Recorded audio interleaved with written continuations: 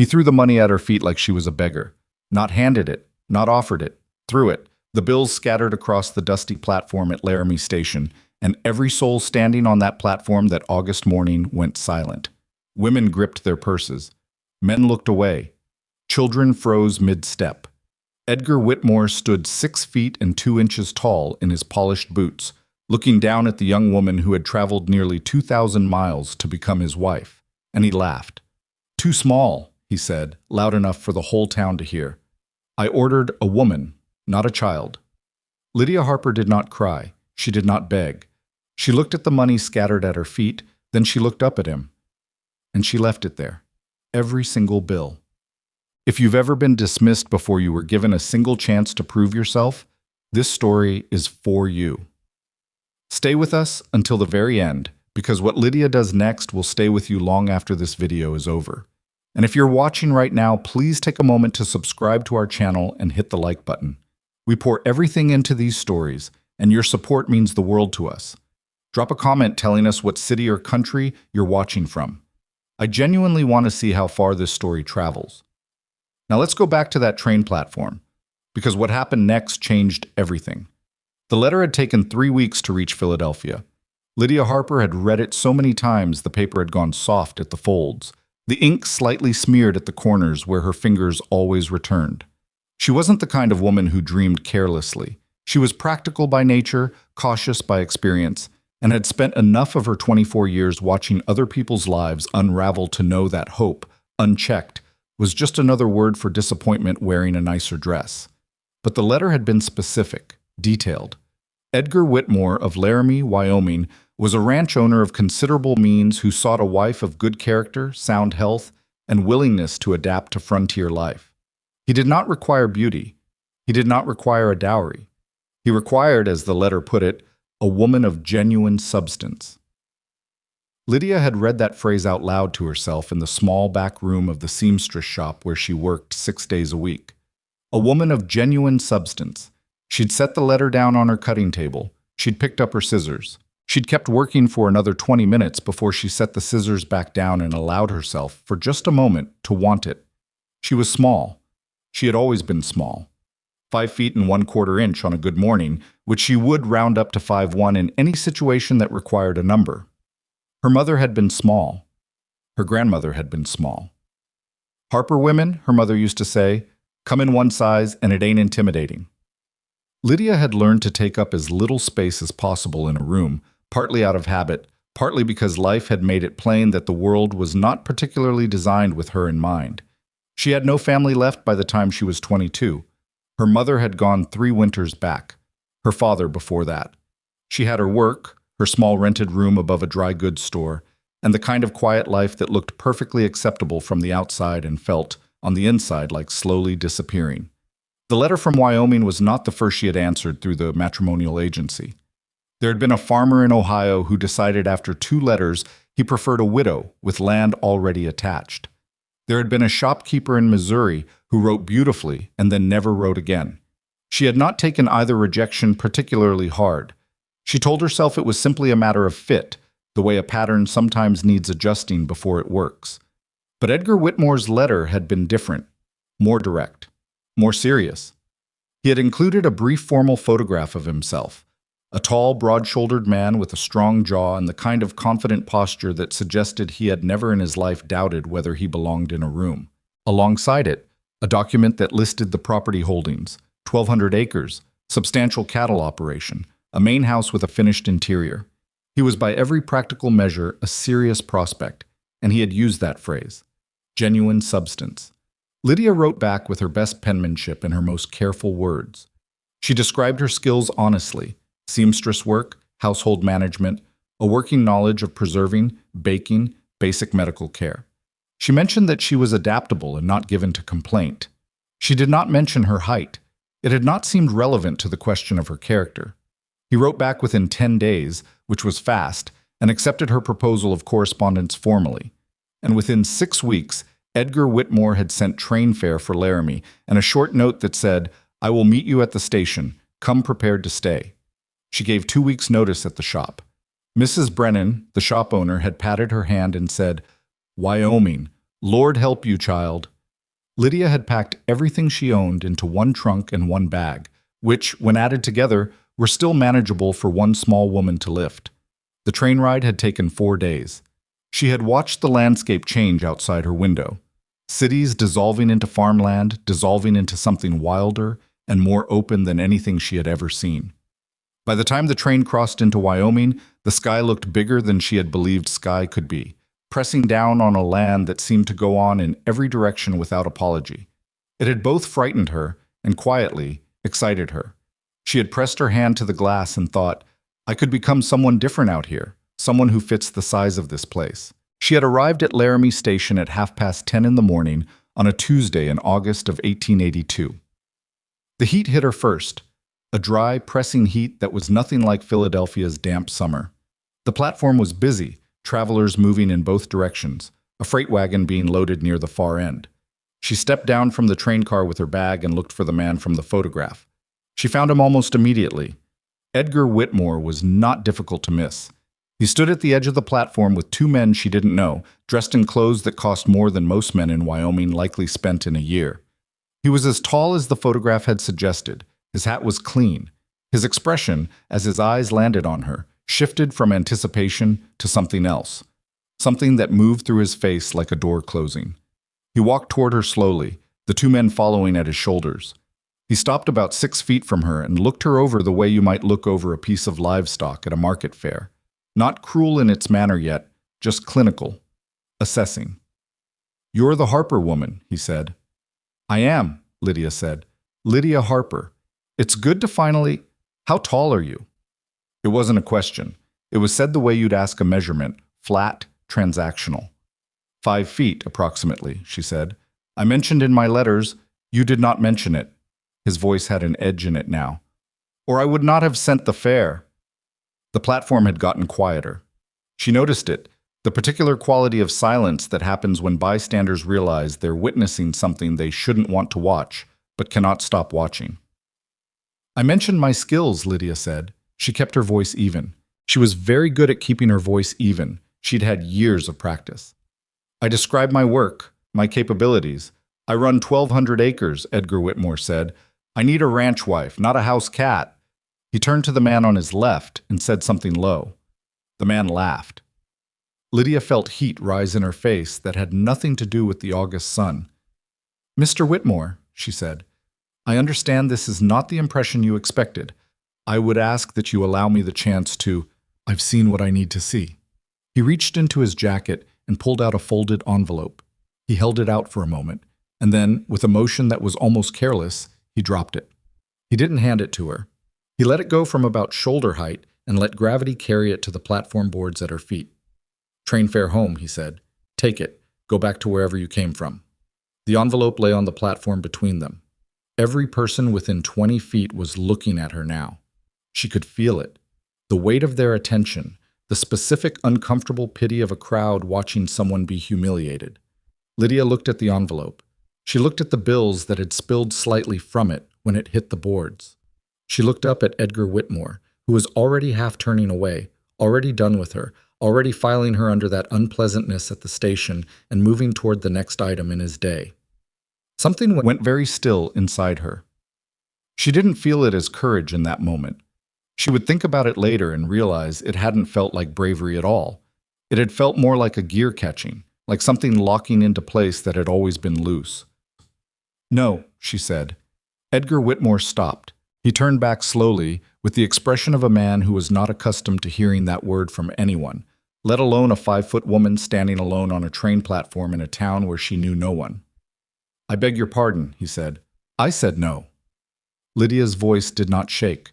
She was almost surprised by it herself. I will not be taking the train home. I traveled 2,000 miles on your invitation, and you have insulted me in front of strangers for having the body I was born with. I won't reward that by disappearing conveniently for you. A muscle in Edgar Whitmore's jaw tightened. You have no money, he said. You don't know a soul in this territory. You'll be begging for passage home within the week. Perhaps, Lydia said. But not from you. She picked up her bag. She left the envelope and every bill that had scattered from it exactly where they lay on the platform boards. She walked past Edgar Whitmore without looking at him again, which required more effort than she would ever admit to another living person, because her hands were shaking inside her gloves, and her heart was going so hard she could feel it in her back teeth. She walked to the far end of the platform and stopped because she had nowhere specific to walk to, which was a detail she had not thought through entirely. She stood there and let out a breath that was slow and controlled on the outside and completely different on the inside. Behind her, she heard the low murmur of voices. She heard Edgar Whitmore say something dismissive. She heard his boots on the platform boards moving away. She did not turn around. What she did not hear, what she was not aware of at the time, was the man who had been standing near the freight wagon at the far end of the platform, watching the entire exchange with the particular attention of someone who doesn't usually watch other people's business, but had found this one difficult to ignore. He was not a large man in the way Edgar Whitmore was large. He was lean, weathered, somewhere in his mid-30s, wearing work clothes that were clean but well used. He had a face that had spent a lot of time outdoors and hands that showed it. He watched Lydia walk to the end of the platform and stand there, very still, with her bag at her feet. He had come to the station to collect a freight delivery of fence wire and feed grain. He had not come to involve himself in anyone else's circumstances. He watched the woman stand there for about a minute. Then he picked up his delivery manifest from the wagon seat and walked over. "Ma'am," he said. Lydia turned. Her face was composed in a way that suggested recent effort. Her eyes were dry, which he suspected had taken some doing. "I'm not accepting charity," she said immediately, which made him think she'd been preparing for someone to offer it. "I wasn't going to offer you any," he said. "I was going to offer you work." She looked at him carefully, the way someone looks when they've been surprised and are deciding whether to trust the surprise. "I don't know you," she said. "Silas Boone. I run a spread about 14 miles north of here." He paused. "I'm not offering it because I feel sorry for you. I need a hand who can manage house operations and help with lighter stock work while I've got one man down with a broken arm. It's hard work. The pay is fair. It's not permanent, and I'm not making you any promises beyond what I just said." Lydia looked at him for a long moment. "Why?" she said. Silas thought about it. Not a dramatic pause, just the kind of honest pause of a man who doesn't say things he hasn't considered. "Because you left his money on the ground," he said. "And a person who does that in a spot like that one has got more spine than most people I've hired." It was not a romantic thing to say. It was not a particularly warm thing to say. It was, Lydia would realize later, exactly the right thing to say, because it wasn't pity and it wasn't flattery. It was a judgment, plainly stated. "I've never worked livestock," she said. "I'll teach you what you need. I can sew, cook, manage a household, and I learn quickly." "I can see you're not a fool," he said, which coming from him seemed to be a compliment. Another long moment. The train behind her gave a warning whistle. It would be departing within the quarter hour, heading back east. Back toward Philadelphia. Back toward the shop and the small rented room, and the life that had felt more and more each year, like slowly disappearing. "I'll need somewhere to sleep," she said. "There's a small room off the kitchen. It has a door with a lock. I'll make that plain to everyone on the property." She looked at him one more time, reading him the way you read something important before you sign it. Then she picked up her bag. 14 miles north," she said. "Which direction is the wagon?" Silas Boone nodded once, the way a man nods when something has been settled, and walked back toward the freight wagon. Lydia Harper followed him with her trunk and her bag and nothing else. No friends in the territory, no money to speak of, no plan beyond the next 14 miles. She did not look back at the platform. She did not look back at Edgar Whitmore, who she could see from the corner of her eye was still speaking with his companions near the station entrance, his back toward her, already done thinking about her. She would think about him, though. In the coming weeks, she would think about him quite a lot. Not with longing, but with the particular cold clarity of someone who has been underestimated and is keeping very accurate records. The wagon moved north through the heat of a Wyoming afternoon, and Lydia sat beside a man she'd known for 6 minutes, in a territory she didn't know at all, with the understanding that she had made a decision she could not easily unmake. She was frightened. She would not have told anyone that. But she was. She was also, underneath the fear, something that had not been there in a very long time. Awake. The wagon ride took nearly 2 hours. Silas Boone was not a talker. Lydia discovered this within the first 10 minutes when she attempted 3 separate conversational openings: the weather, the landscape, the apparent distance to the nearest town, and received in response, respectively, a nod, a half sentence, and a sound that might have been agreement or might have been the wagon hitting a rut at an inconvenient moment. She stopped trying after that and watched Wyoming go by instead. It was not comfortable silence. It was the silence of 2 strangers who had made an arrangement neither of them had planned for and were now both privately wondering whether it was going to hold up past the first 24 hours. Lydia sat with her bag across her lap, her trunk roped to the back of the wagon, and her hands folded in a way that looked composed and was not. The land up here was different from what she'd seen from the train. Flatter in some directions, more broken in others, with long stretches of dry grass that moved in the wind like something breathing. The sky was relentless. There was nowhere to hide from it. She had grown up in a city where the sky appeared between buildings and pieces, manageable portions that didn't require you to confront how large everything was. Out here it pressed down on you from every angle, and you either made peace with it or you didn't.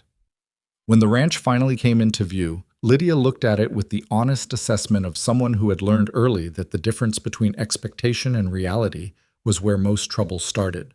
It was not what Edgar Whitmore's letter had described, that had been a finished house with proper interior walls and a parlor.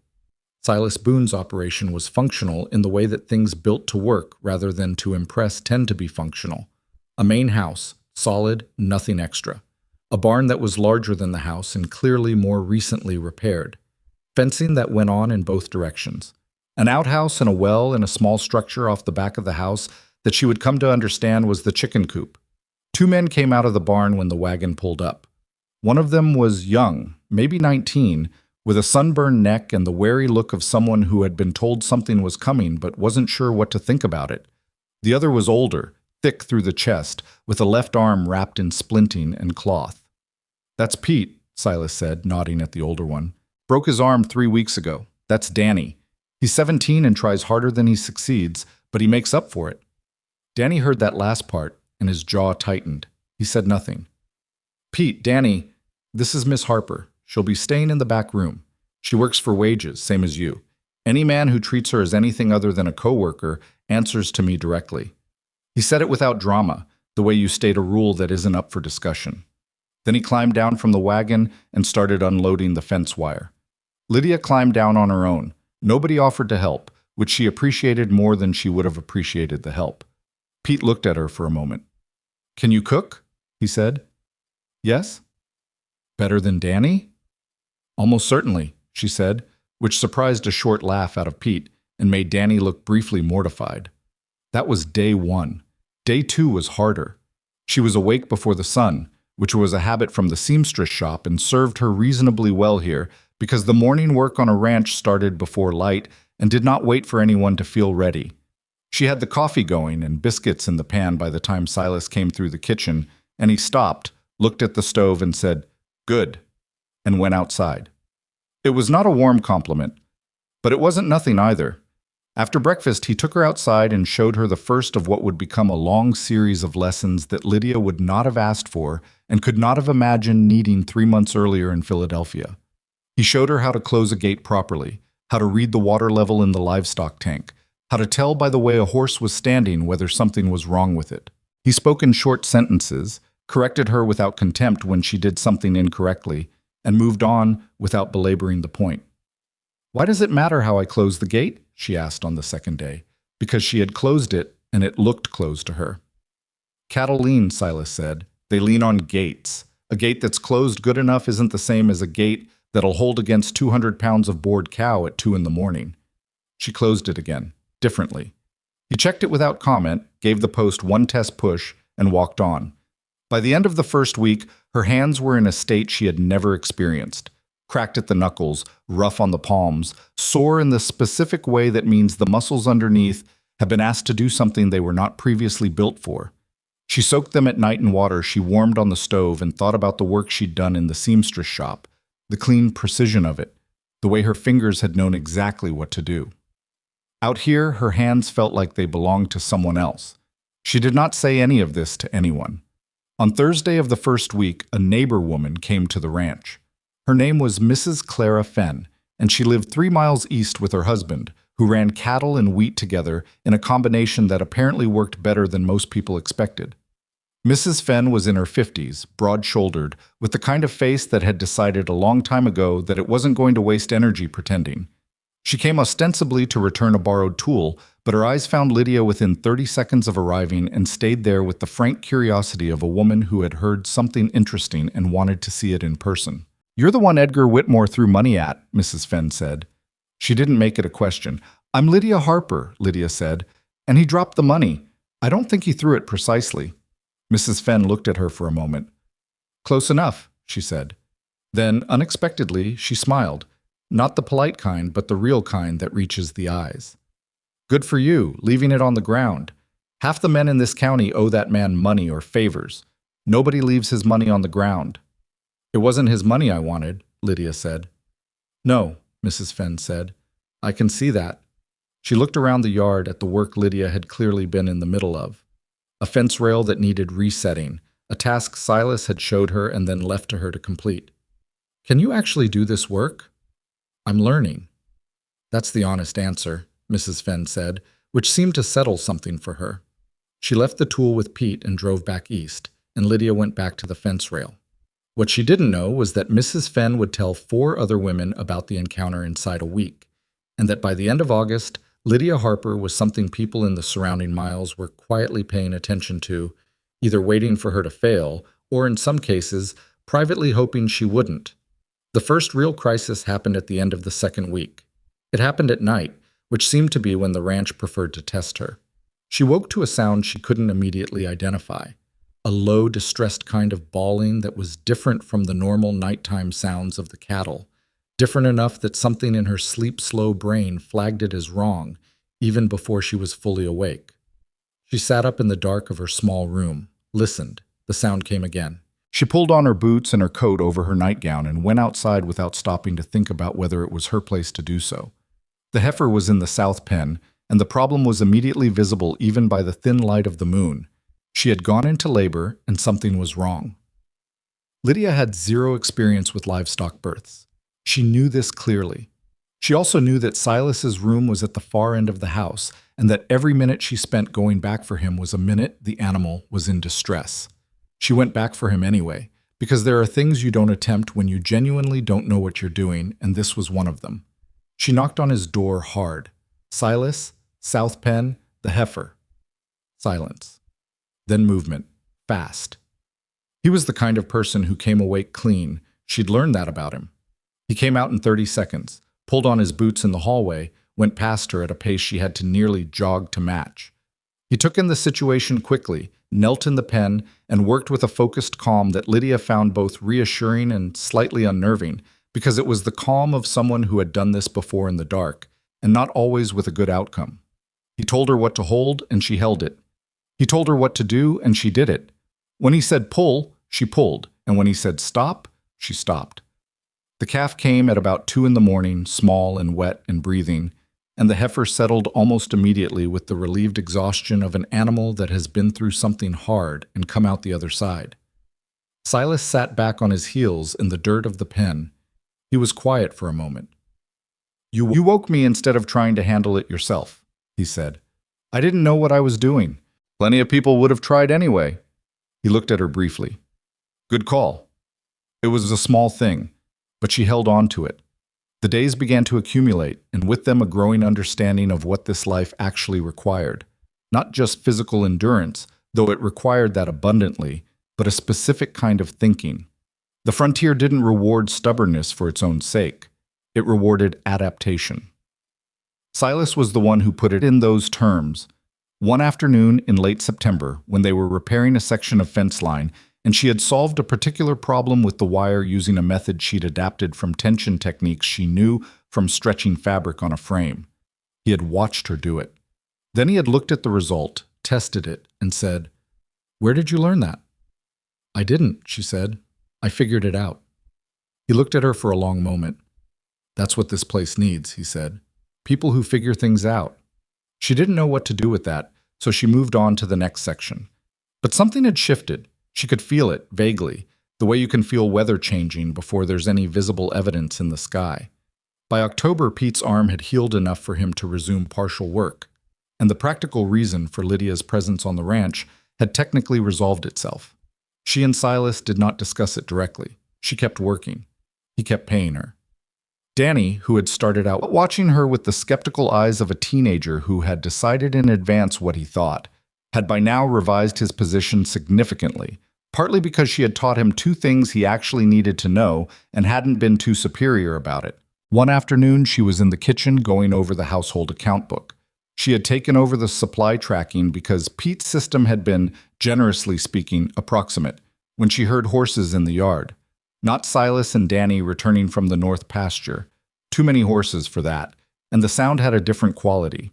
She went to the window. There were 3 men in the yard, and she recognized one of them. Edgar Whitmore sat his horse with the particular ease of a man who is accustomed to arriving at places and having people rearrange themselves accordingly.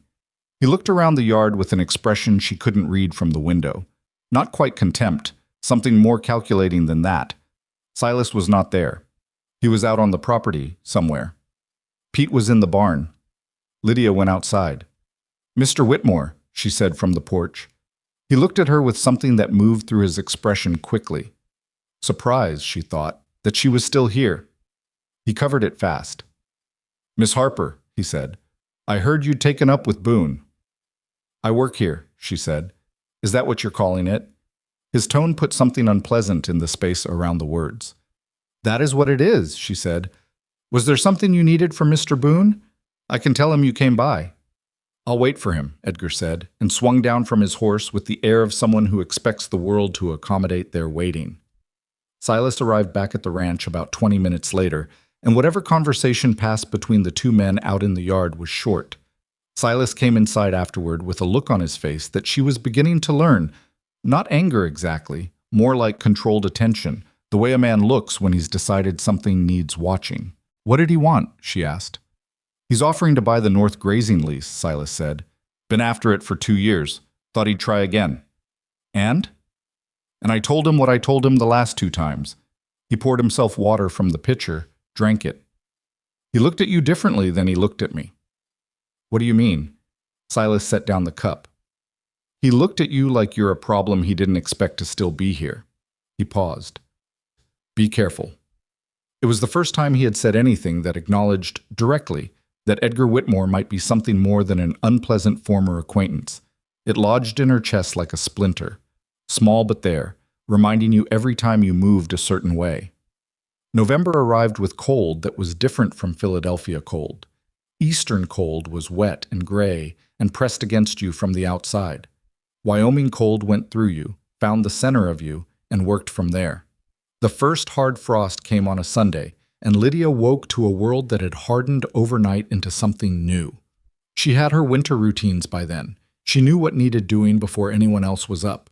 She knew which pipes needed watching and which animals were prone to huddling wrong and cutting off their own circulation against a fence.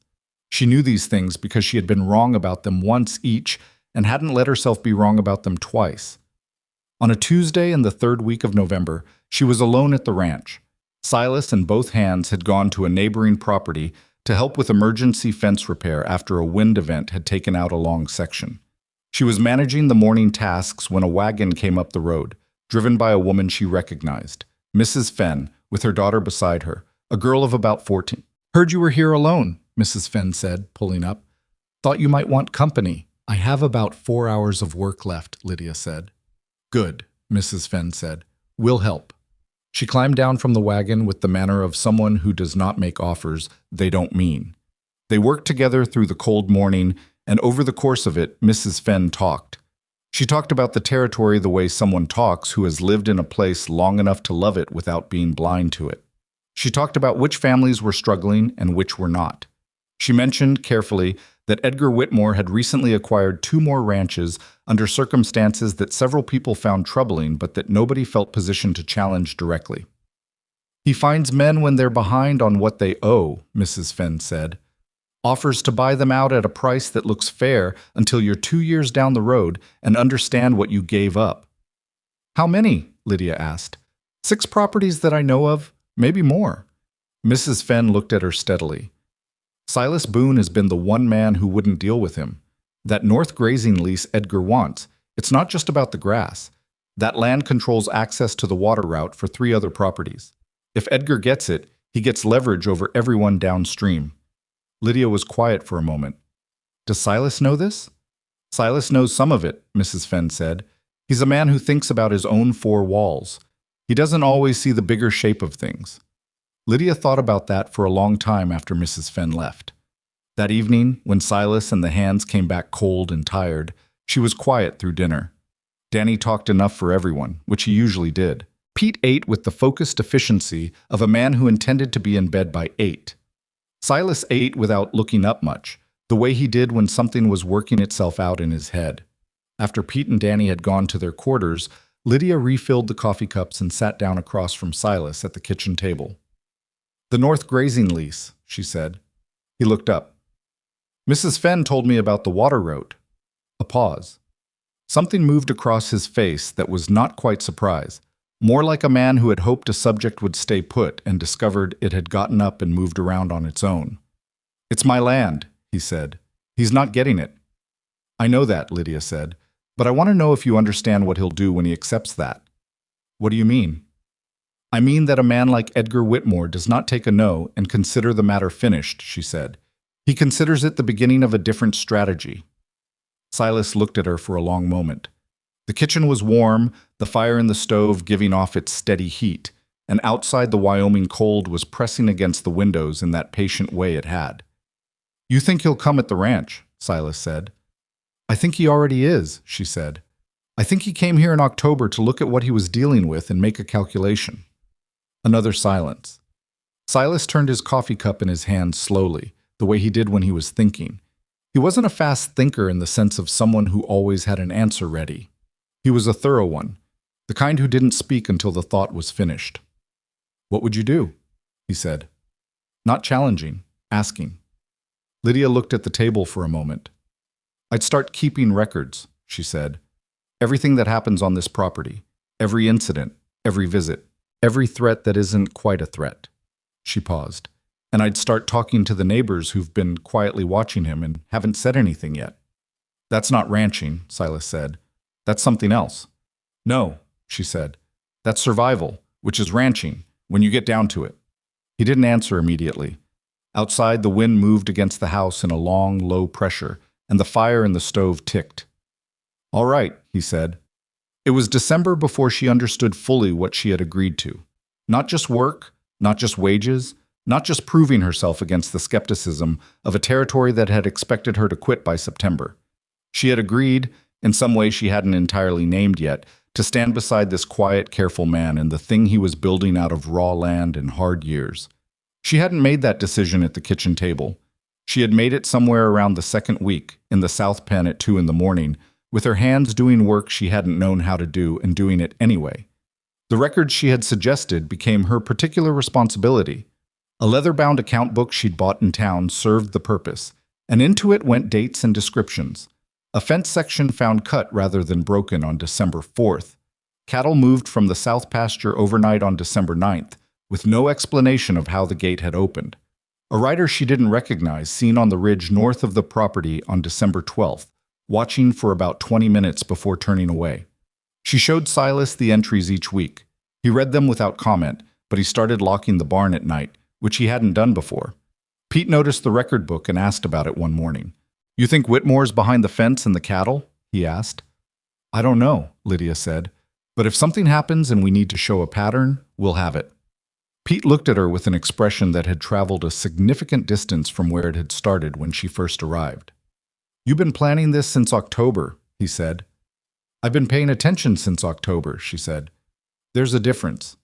Danny had overheard this from the doorway, in the way that Danny overheard most things by being only approximately outside the room. "Miss Harper," he said, "are we going to have trouble?" She looked at him, 17 years old, trying to look unconcerned and not quite managing it. She thought about the honest answer and the reassuring answer and chose something between them. "We might," she said, "but we're not going to be surprised by it." January came in hard. A blizzard in the first week that lasted 3 days and left drifts against the barn wall at shoulder height. They lost 2 cattle to the cold and a section of roof on the equipment shed that came down under the weight of accumulated snow. For those 3 days, the 4 of them, Silas, Pete, Danny, and Lydia, worked in shifts around the clock to keep the animals alive and the main structures intact. On the second night of the storm, somewhere around midnight, Lydia was in the barn doing the 2 a.m. check on the livestock when Silas came in behind her. He had the look of a man who had not slept in 30 hours and did not intend to mention it. They worked in the barn together for about an hour, checking the animals, refreshing water that kept icing over, making adjustments to the bedding for the most vulnerable of the cattle. They didn't talk much.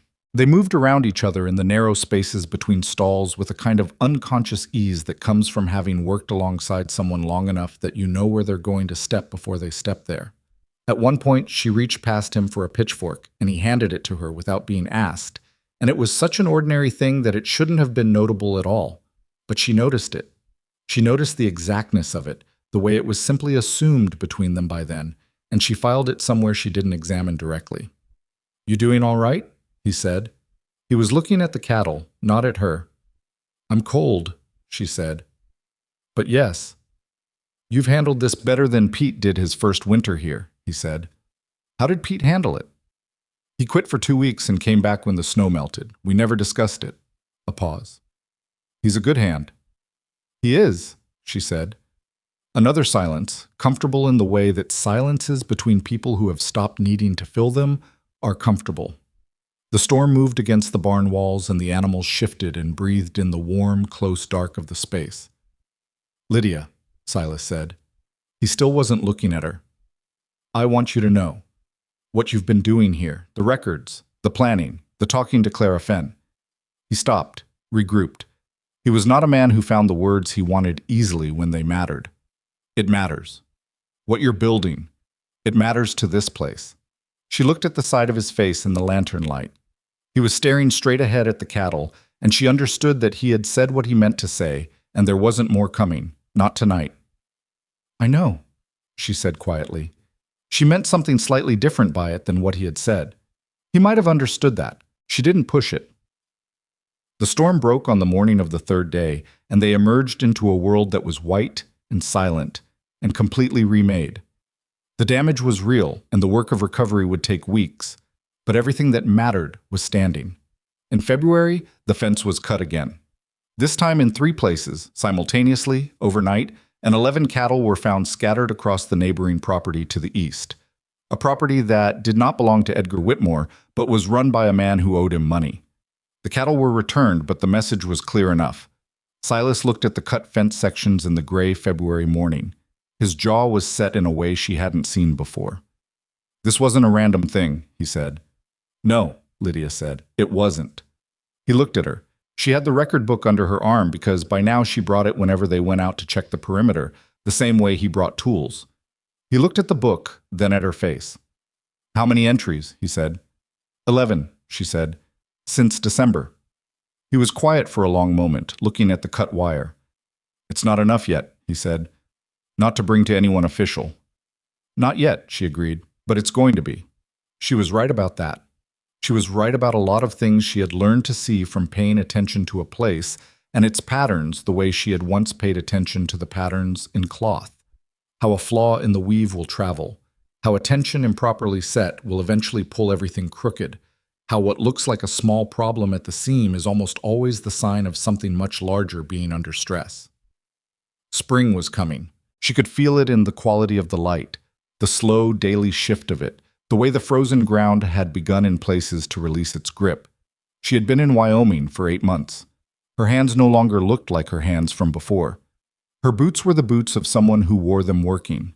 She could read weather in the sky, and exhaustion in a horse, and trouble in the way a gate stood slightly off its post. She was not who she had been on that train platform. She did not know yet exactly who she was becoming, but she could feel it taking shape, the way you feel something forming in the dark before you can see it, solid, and hers, and nothing like small. Spring arrived the way it always did in Wyoming, not gently, not with any of the gradual softening that people from eastern cities expected, but in fits and starts, 2 warm days followed by a hard freeze, mud and ice trading places every week until sometime in late April, The mud finally won and stayed. Lydia had learned not to trust the warm days. She had learned a great many things about not trusting appearances out here. The record book had 34 entries by the time the ground thawed. She had written each one in the same precise hand she'd used for years, tracking fabric orders and supply costs at the seamstress shop. Date, time, description, any witnesses. Cut fence wire, 7 entries. Missing or displaced cattle, 9. A fire in the equipment shed in March that Pete had caught early enough to lose only a saddle and some rope, but that had started in a corner where no lamp or heat source had any business being. That one had its own page, underlined. The rider on the North Ridge, 4 separate sightings, never the same horse, always watching, and then gone before anyone could get close enough to identify him. She had also begun a second record, one she kept separate and hadn't shown Silas yet. Names. The men she'd heard mentioned in connection with Edgar Whitmore's operations. The hands he'd hired over the past 2 years, who had a particular reputation for doing work that their employer could claim he knew nothing about.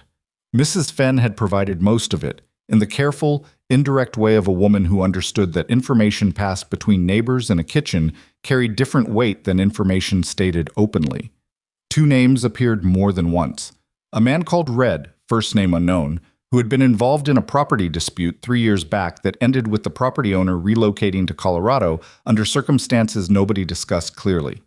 And a man named Cal Devers, who was known to ride for Whitmore when the work wasn't the kind you put on a payroll. Silas had looked at the main record book with the same focused, unhurried attention he gave everything that mattered. He hadn't spoken for a while after he finished reading. Then he'd closed it and handed it back to her. "You think it's enough to go to the territorial marshal," he said. "Not yet," she said. "The shed fire, maybe.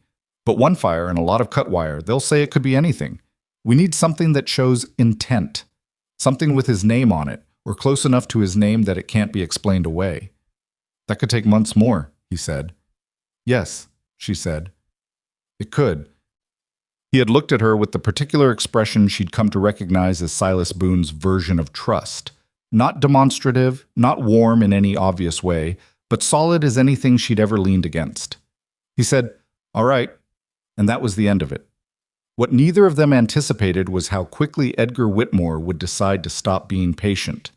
It started in April with the reputation. Word began moving through the surrounding ranches and the town of Laramie itself. Nothing that could be traced to a single source, nothing that arrived as an outright accusation. It was more like smoke, appearing in different places at the same time with no visible fire. People began hearing, from various directions, that Silas Boone's operation was in financial trouble, that he had borrowed against the property and was behind on payments, that the reason he'd hired the Philadelphia woman was because he couldn't afford a proper hand and was cutting corners wherever he could. One version of the story included that the woman herself had something questionable in her past, unspecified, which was worse than specific because it left room for imagination to work. Lydia heard about it from Danny first because Danny was 17 and still at the age where he couldn't sit on information that disturbed him. "People in town are saying things," he told her one morning, looking uncomfortable in the way of someone delivering news he knows will land badly. "About the ranch, and about you." "What kind of things?" she said. He told her. His face reddened as he did it, which was itself a kind of testimony to his decency. She listened without interrupting. When he finished, she said, "Thank you for telling me," and went back to what she'd been doing, which was repairing a harness on the porch. Inside, something had gone cold and deliberate in her chest. She didn't tell Silas that evening. She thought about it through dinner and after dinner, and through the hour she spent going over accounts before bed. And she decided she needed to understand the full shape of it before she brought it to him, because Silas's response to learning his reputation was being deliberately dismantled would likely be to ride directly toward the problem in the most visible way possible, and that was not what this moment required. She rode into Laramie herself the following Thursday, alone, which she hadn't done before. She went to the dry goods store first because she needed supplies, and because the man who ran it, a Mr. Aldous Perch, was the kind of person who kept his ear in everything and his mouth working most of the time. She bought what she needed and let the conversation go where it was going to go, and within 10 minutes, Aldous Perch had confirmed, without meaning to, 3 specific details about the stories being told. They had started appearing about 3 weeks ago. They all seemed to originate from the south side of town where Whitmore's men drank. and the version about Lydia's past had a particular detail in it, that she had been dismissed from her position in Philadelphia for dishonesty, that was specific enough to have been constructed rather than invented randomly. Someone had thought about this. Someone had built it carefully. She thanked Aldous Perch for the supplies, loaded them in the wagon, and made 2 more stops before leaving town. The first was to Mrs. Clara Fenn's daughter, who worked at the post office and who confirmed, in exchange for Lydia's total discretion, that a letter had come through 3 weeks ago from a Philadelphia address to a Laramie address she recognized. The second stop was to the office of a man named Howard Galt, who functioned in Laramie as something between a lawyer and a land agent, and who had, according to Mrs. Fenn, managed several of the property transactions that had gone poorly for the sellers. Galt was a thin man who wore his nervousness underneath a layer of professional smoothness that was just thick enough to function in most situations. Lydia introduced herself, sat down without being invited to, and watched him realize who she was. "Miss Harper," he said, "what can I do for you?"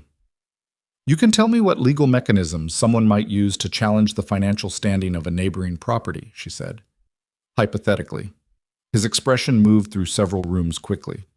"That's a fairly broad question. Then I'll narrow it. If someone wanted to create the impression that a ranch was financially compromised without actually being in possession of the financial records, what would they circulate? What rumors would serve the purpose?"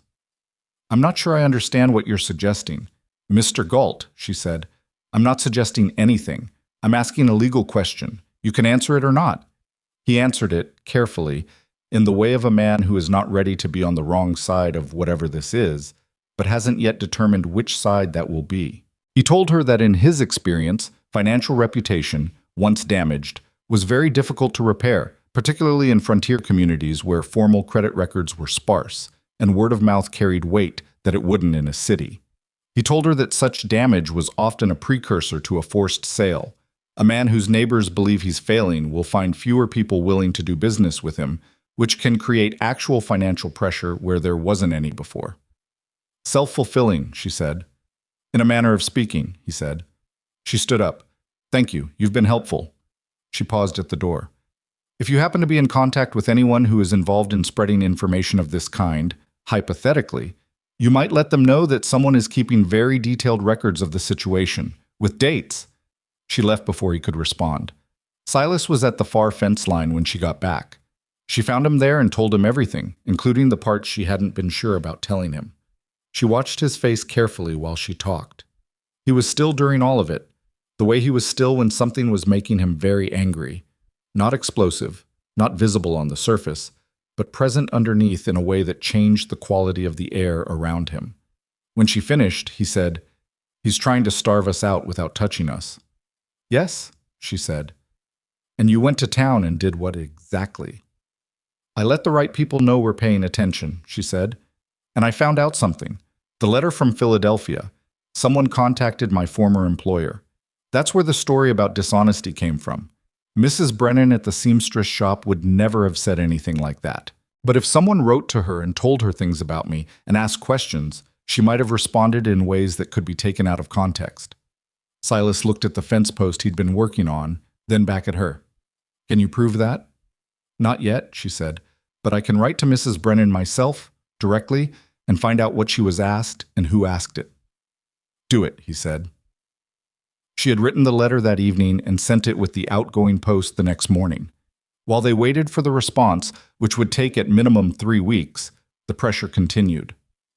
In May, 2 of the 3 neighboring ranchers who had been quietly cooperative with Silas, sharing resources during the blizzard recovery, allowing access across property lines for cattle management, received visits from Edgar Whitmore's men. The visits were social, ostensibly, neighborly. But both men came to Silas afterward separately with the same look on their face, the look of someone who has been reminded of what they owe and to whom.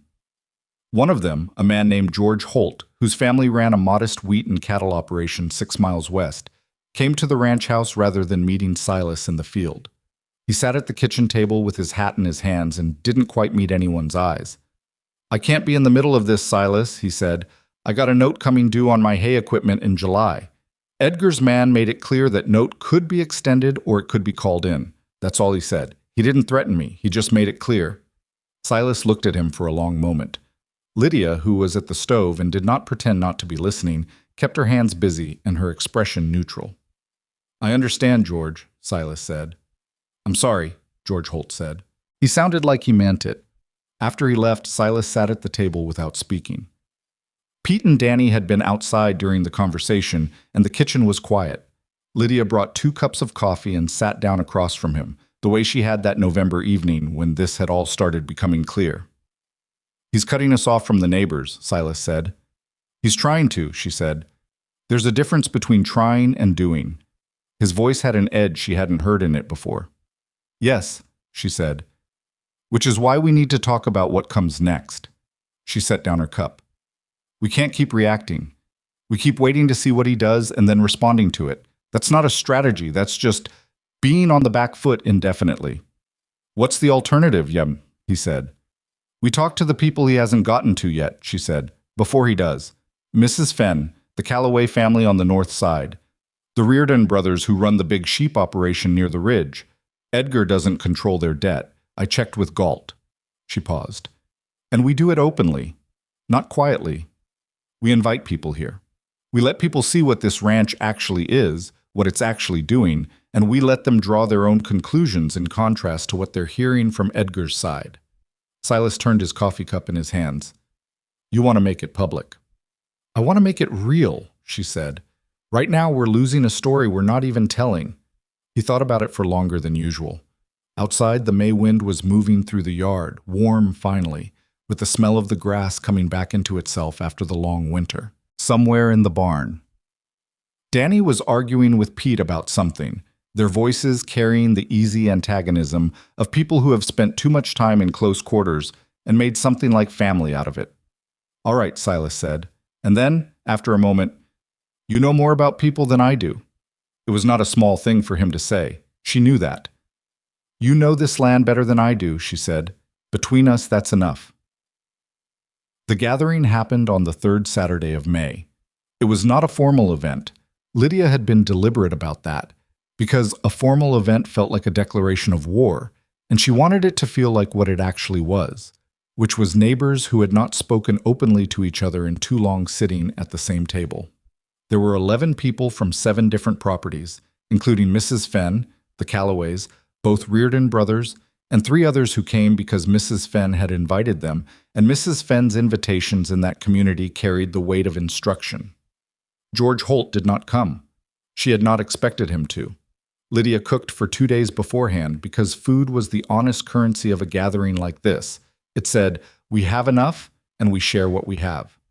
The table in the main room was not large enough for everyone, so they spilled onto the porch, which in late May, with the evenings warm, was not a hardship. She didn't make a speech. She had thought about it and decided against it.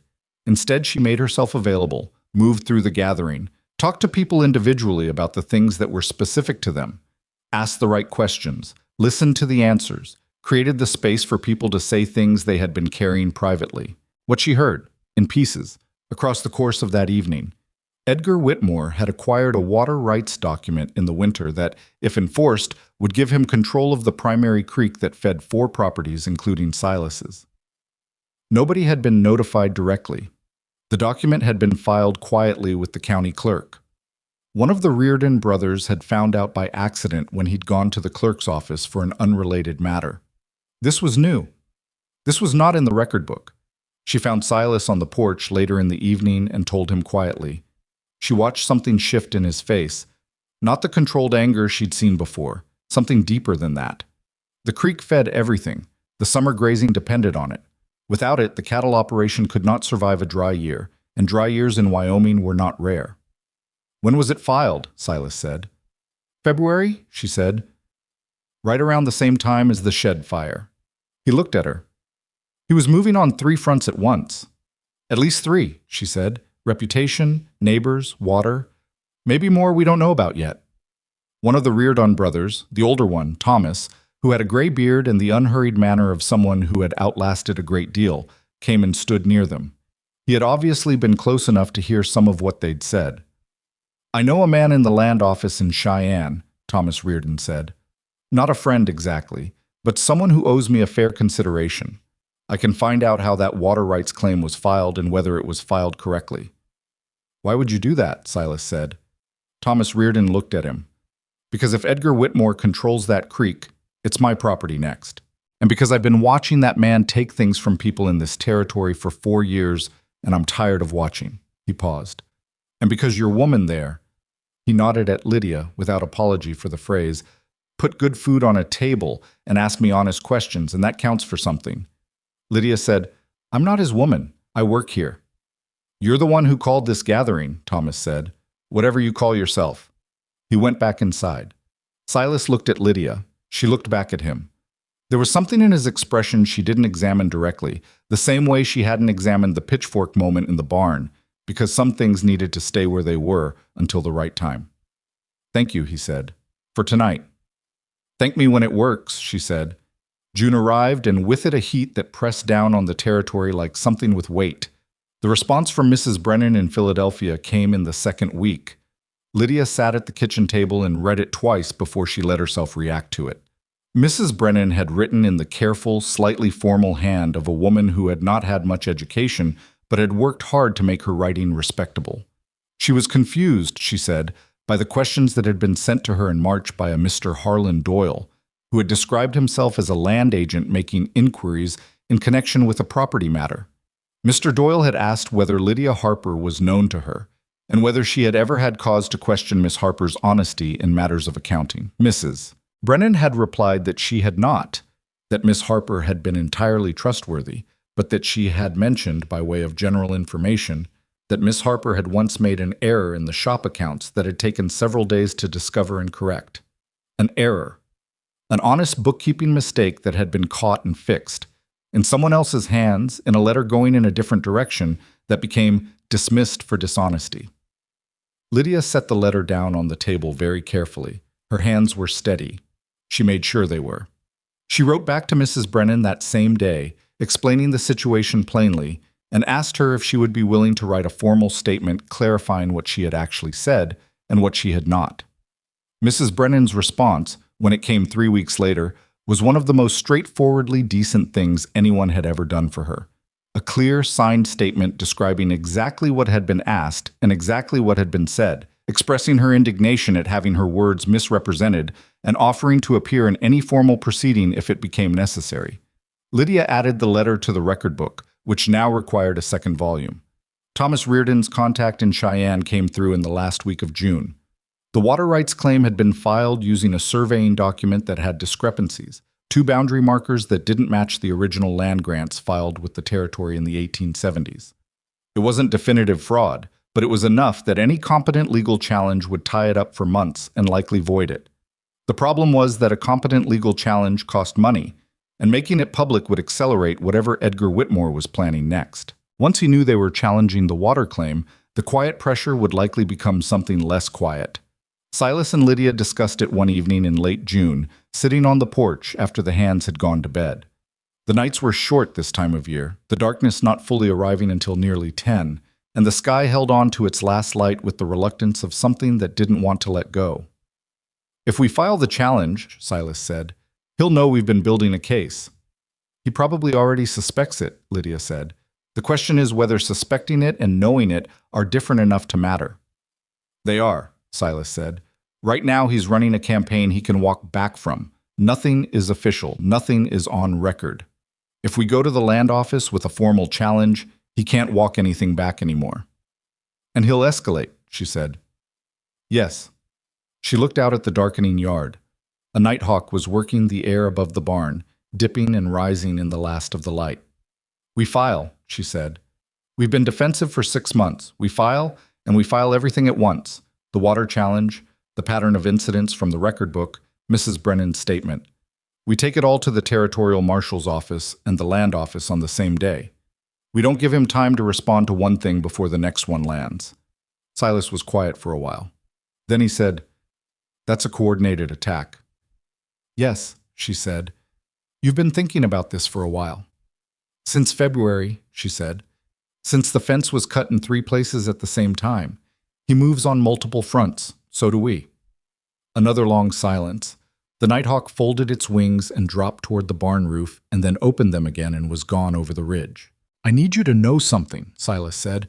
He was looking at the yard, not at her, which was where he looked when he was saying something that cost him. "Before we do any of this, before whatever happens next." He stopped. "Silas," she said. "I don't want you here because I need a hand," he said. "I haven't for a while. I want you here because this is your place, if you want it to be." It was the least elegant declaration she had ever heard, and it landed somewhere in the center of her chest and stayed there. She didn't respond immediately, because she had learned from living alongside this man for nearly a year that immediate responses were not what he needed or wanted. He needed the same thing she needed, honesty over quickness. "Ask me again when this is settled," she said. "I want my answer to be clean, not tangled up in everything else." He looked at her then. She met his eyes. "All right," he said. They filed on a Wednesday in the first week of July. Silas went to the territorial marshal's office. Lydia went to the land office. Thomas Reardon, who had decided several weeks ago that his involvement had passed the point of deniability and embraced it with the philosophical acceptance of a man who has made his choice, accompanied Lydia and provided supporting documentation from the Cheyenne contact. They were back at the ranch by mid-afternoon. By evening, word had reached them through Mrs. Fenn that Edgar Whitmore had been seen in Laramie in the late afternoon, and that he had not looked like a man who had received good news. 2 days passed in a quiet that felt wrong, the kind of quiet that isn't the absence of something but the presence of something gathering. Pete had noticed it. Danny had noticed it, though he tried to act otherwise. Even the cattle seemed restless, which might have been the summer heat and might have been something else. On the third day, Silas went out to check the north fence line before dawn and came back an hour later with a look on his face she had learned to read as controlled emergency. "The north barn," he said. "It's on fire." She was already moving before he finished the sentence. The north barn was a secondary structure used for storing winter feed and equipment. By the time they reached it, the east wall was fully engaged and the roof had begun to go. There was no saving it. Silas saw that immediately and made the call to focus on containment, on keeping the fire from traveling to the main barn and the equipment shed, which were downwind. They worked for 4 hours. All 4 of them, and by 7 in the morning, Mrs. Fenn had arrived with her husband and 2 of their hands because the smoke column had been visible for miles. And by 8, the Reardon brothers were there as well. The north barn was gone entirely, but the main structures held, and the fire line had been stopped 60 feet short of the main barn by a combination of worked ground and soaking, and the particular stubbornness of the people doing the work. When it was over, they stood in the yard and looked at the smoking ruin of the north barn. Nobody said anything for a while. The air smelled like ash, and the sky was that particular washed-out blue that comes after sunrise on a hot day when you haven't slept. Danny sat down in the dirt of the yard and put his head in his hands. He wasn't crying, but he was close to it. Pete put a hand on his shoulder briefly, which was more physical comfort than Pete normally offered any living thing. Silas looked at the ruins for a long time. Then he looked at Lydia. Her hands were black with ash. Her hair had come loose, and she'd tucked it back roughly. She had a burn on her left forearm that she'd stopped noticing somewhere in the 3rd hour, because there had been more important things to notice. "This is his answer," Silas said. "Yes," she said. "He burned a barn 2 days after we filed." "He wants us to understand the connection," she said. "He wants us to know he can reach us, and there's nothing we can do about it." Thomas Reardon came and stood with them. His boots were wet from the hose work and his beard had ash in it. "That's arson," he said. "That's not cut fence wire. That's a felony." "We need witnesses who'll say so," Silas said. "You've got 11 people standing in your yard right now who watched you fight that fire," Thomas said. "And every one of us can say we've known this barn was intact because we were here 6 weeks ago." Lydia looked at Thomas, then at Silas. Something was moving in her thoughts, a recognition that this moment was different from the months of careful, quiet record-keeping. This was visible. This was real and public and not deniable. "We don't report this to the local office," she said. "We write directly to the federal marshal in Cheyenne, today. We include everything, the full record book, the water claim challenge, Mrs. Brennan's statement, and 11 witnesses to the aftermath of an arson committed 2 days after filing a legal challenge against the man responsible." "That's a serious accusation to put in writing," Silas said. "Yes," she said. It is. She held his eyes. We've been building toward this for 8 months, she said. We either use what we built or we spent 8 months on nothing. He looked at her the way he'd looked at her from the freight wagon at Laramie Station. Not the first time, not with the polite assessment of a man sizing up a stranger's capability. But the second time, the real time, when she had walked away from Edgar Whitmore's money and he had made a decision about what kind of person he was looking at. Write it, he said. She wrote it that afternoon, sitting at the kitchen table with the window open and the smell of ash still in the air and the record books open beside her. She wrote it as precisely and completely as she knew how, which was very precisely and very completely. She included dates, descriptions, names where she had them, supporting documentation as attachments. She wrote it as though it would be read by someone who needed to be convinced, because it would be. She signed her own name to it, in full, alongside Silas's. Thomas Reardon had it on a horse to the Cheyenne Post Road within the hour. That evening, after the Reardons and the Fenns had gone home, and Pete and Danny had retired, Lydia sat on the porch in the last light of the long July day and felt the particular exhaustion of someone who has been running very hard for a very long time and has just committed to a course of action that means the running is not over. If anything, it is about to get faster and harder and less controlled than anything that has come before. She was not afraid exactly. She was something more specific than afraid. She was aware of every single thing that could go wrong, and aware with equal clarity that she was going to face each one of those things regardless, because the alternative was to have left Edgar Whitmore's money lying on a train platform and then spent a year building something real only to hand it over to him on a Tuesday in July without a fight. That was not who she was. She had known that on the platform. She had known it more clearly every day since. Silas came out and sat in the other chair. He was still dirty from the firework. They both were. It seemed too much effort to address. The stars were coming out above the ridge, which was the one thing about Wyoming nights she had loved without reservation from the first week. Philadelphia had stars you could see if you looked. Wyoming had stars that made you feel like the looking was required. They'll send someone, she said. From Cheyenne. Maybe not right away, but they will. And in the meantime, Silas said, in the meantime, we keep our eyes open, and we don't leave the property without someone knowing where we are. She paused. And we sleep with the doors locked. They've been locked since February, he said. Good, she said. A long quiet. The nighthawk again, or a different one, working the air above the barn. The surviving barn. Lydia, Silas said. I know, she said. She meant, I know what you're going to say. I know what this is. I know we'll get to it when this is done, the same as we get to everything. Not perfectly, not smoothly, but real and solid and built on something that will hold. He didn't say anything after that. They sat in the dark and listened to the land and let it be what it was. In the morning, they would check every fence line, every structure, every water point on the property. They would be thorough, and they would be watchful, and they would not be caught off guard again if they could possibly help it. But for this hour, in this dark, with the stars coming fully into their own above the Wyoming ridge, she allowed herself to feel the weight of what they had done and the shape of what they had built, and neither one of them felt small. The federal marshal's office in Cheyenne sent a man named Deputy Marshal Croft 11 days after the letter went out. He arrived on a Thursday morning in mid-July, alone, on a bay horse that had clearly been ridden hard on the last stretch of road. He was younger than Lydia had expected, maybe 30, with a precise, unhurried manner that suggested someone trained to gather information without revealing how much of it he was gathering. He sat at the kitchen table with coffee and read through the 2 record books without speaking for nearly 40 minutes, while Silas sat across from him and Lydia moved between the stove and the table, not pretending to be busy, but not hovering either. When Croft finished, he closed the second book and set it on top of the first and folded his hands on the table. This is thorough, he said. We had time to prepare it, Lydia said. Most people who report this kind of campaign don't have documentation going back 8 months, he said. They come in with a story and no paper. This is different. He looked at the books again briefly. The water rights claim? You filed a formal challenge? 10 days before the barn fire, Silas said. And you believe the fire was a direct response. We believe it was time to be understood as one, Lydia said.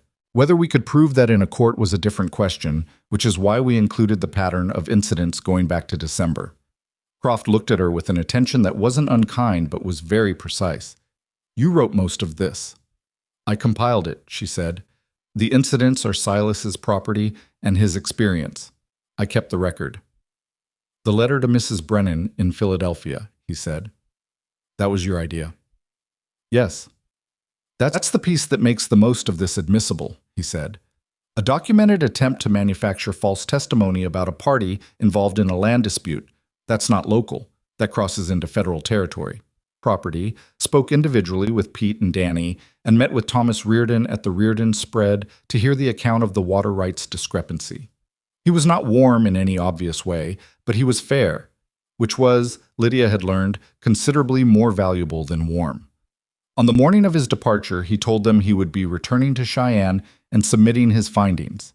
He could not tell them what action would follow or when. He could tell them that what he had found was sufficient to open a formal federal investigation, and that they should document anything further that occurred and send it directly to his office. How long? Silas asked. Weeks, Croft said, possibly months. These things move slower than the people waiting on them would like. And in the meantime, Edgar Whitmore is free to do what he does, yes, Croft said, with the particular flatness of a man who has had this conversation before and finds it no easier each time. I can't act on what might happen. I can act on what has happened and what the evidence supports. He paused. What I can tell you is that the investigation, once opened, will be known to him.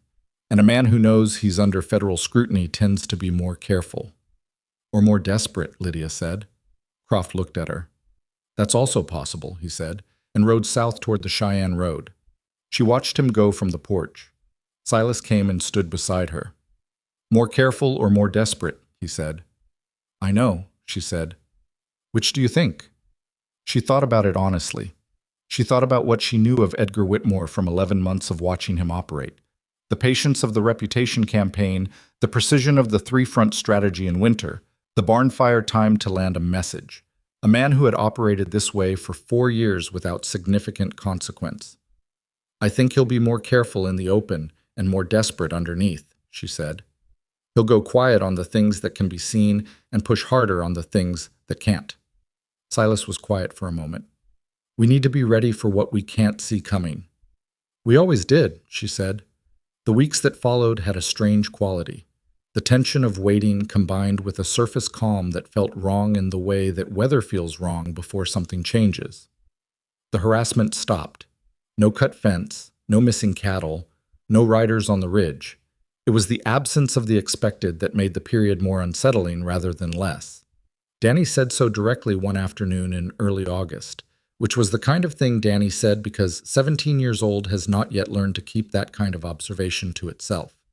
It's too quiet, he said, at the dinner table, with the precise, unnecessary honesty of youth. Yes, Lydia said. That's bad, isn't it? It's information, she said. Whether it's bad depends on what's behind it. Pete looked at Danny. Eat your food. Danny ate his food, but he wasn't wrong, and everyone at the table knew it. What came through the quiet was not another act of physical sabotage. It was a letter, delivered by the county clerk's office in Laramie, formal and dry in its language, which made its content worse by contrast. Edgar Whitmore had filed a land claim challenging the original title of the Boone property. The claim alleged that the patent filed in 1871, by which Silas's father had received the land grant, contained an error in the boundary survey that rendered the eastern 40 acres, which included the primary water access point for the ranch, improperly titled. Under the territorial statute cited, the contested acreage would be held in abeyance pending a hearing before the county land commissioner, scheduled for the 14th of September. Silas read the letter at the kitchen table. Then he set it down. Then he picked it up and read it again. Lydia read it over his shoulder. She kept her breathing even. The 1871 patent, Silas said. His voice was careful in the way voices are careful when the person speaking is managing something large underneath. My father filed that himself. I have the papers. Where? There's a tin box. In the back of the closet in my room. It has the original grant documents, the survey maps, everything from when the land was first claimed. We need to look at it now, she said. Tonight. The tin box had not been opened in years. Silas pulled it from the back of the closet and set it on the kitchen table, and they sat across from each other and went through it piece by piece. The original patent was there, dated August 12, 1871, signed by the appropriate territorial authority of the time. The survey documentation was there, hand-drawn in the manner of that period, with boundary markers described in terms of natural landmarks. A creek bend, a particular rock formation, a line of cottonwood trees. The land was clearly described. The acreage was consistent with what Silas had always understood the property to encompass. "What's he claiming is wrong?" Lydia said. "He says the boundary survey has an error," Silas said.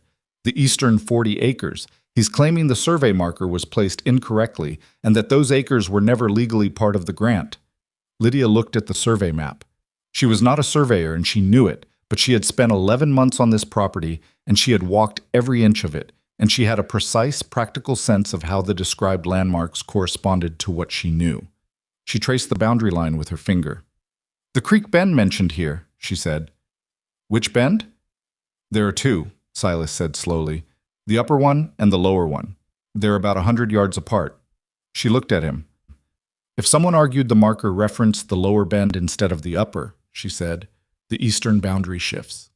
"Yes," he said, "by approximately 40 acres. And those 40 acres include the main water access." His jaw was tight. "Yes." She sat back and thought. There was something working in her mind, an edge of something she hadn't reached yet. She looked at the date on the patent again, August 12, 1871. She looked at the survey documentation. It was signed by a surveyor whose name she read twice, Elias Prentice, licensed surveyor, Wyoming Territory.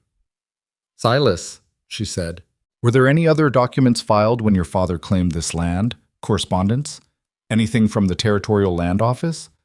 "I don't know what I don't know," he said, which was an honest answer. "Is there anyone who would know?" she said. "Anyone who was here when your father filed? Someone who knew him then?" He thought about it. "My father had a neighbor, before the Holts took that property. Old man named Harker, Chester Harker. He's been in Laramie for years now. He sold his land in 75 and moved into town. He must be in his 70s. Does he have his memory? Last I heard. We need to see him," she said, "before the 14th. They went to Laramie the next morning, leaving Pete in charge of the ranch. Chester Harker was not difficult to find. He lived in a small house on the south edge of town, kept a kitchen garden, and had the specific alert, slightly suspicious quality of a man in his late 70s who has outlived enough people to understand that visitors usually want something. He recognized Silas immediately, with a look that was partly warm and partly the measuring assessment of someone calculating how much time had passed. He showed them inside and put water on without being asked, because that was what you did when people came to your door in this territory. Silas explained the situation. Harker listened without interrupting, which was itself a sign of intelligence. When Silas finished, Harker was quiet for a moment. Then he said, "Your father and I filed claims in the same month, August of 71. We worked with the same surveyor." "Elias Prentice," Lydia said. Harker looked at her with sharper attention. "That's right. How do you know that?" "It's on the survey documentation in the patent," she said. Do you remember anything about the filing process? Any questions about the boundary markers? Any disputes or corrections?" Harker turned his coffee cup in his hands. He was thinking, really thinking, not just going through the motions of appearing to recall. "There was something," he said after a while. "I remember your father had to make a correction on one of the descriptions. The creek bend. I remember because I was with him at the land office when he talked to the clerk about it. There were two bends and the original description wasn't clear enough. The clerk made him add a specification. Upper Creek Bend is measured from the north fence post. Something to that effect. A clarification." "Where would that clarification be?" Lydia said. "Filed with the land office," Harker said. "An addendum. It would have been attached to the original claim record." He paused. "If it's still there." The Laramie County Land Office kept records going back to the territorial period. The clerk on duty was a young man who was polite and not entirely pleased to be asked to go into the storage room where the older files were kept. He was gone for 25 minutes. Lydia stood at the counter and did not let herself pace. Silas stood beside her and also did not pace, and she was aware that this cost him as much as it cost her. The clerk came back with a folder of documents that smelled like stored paper and dry wood. The addendum was there. One page, handwritten, dated August 29th, 1871, 17 days after the original patent. It specified clearly and in language that could not reasonably be misread that the eastern boundary of the Boone property was measured from the Upper Creek Bend, defined by its position north of the large rock formation known locally as the Split Stone, as confirmed by licensed surveyor Elias Prentice on August 27, 1871. Lydia read it twice. Then she looked at Silas. He had read it too. He was looking at it with an expression she had not seen on him before, a combination of relief and something harder to name, the recognition of how close it had come. "He didn't know this existed," she said, quietly enough that the clerk couldn't hear. "Edgar didn't know about the addendum, or he gambled that nobody would find it." "One or the other," Silas said. "We need a certified copy of this," she said to the clerk. "Today, if possible. And I need to know whether this document was accessed by anyone in the past 6 months." The clerk checked the access log.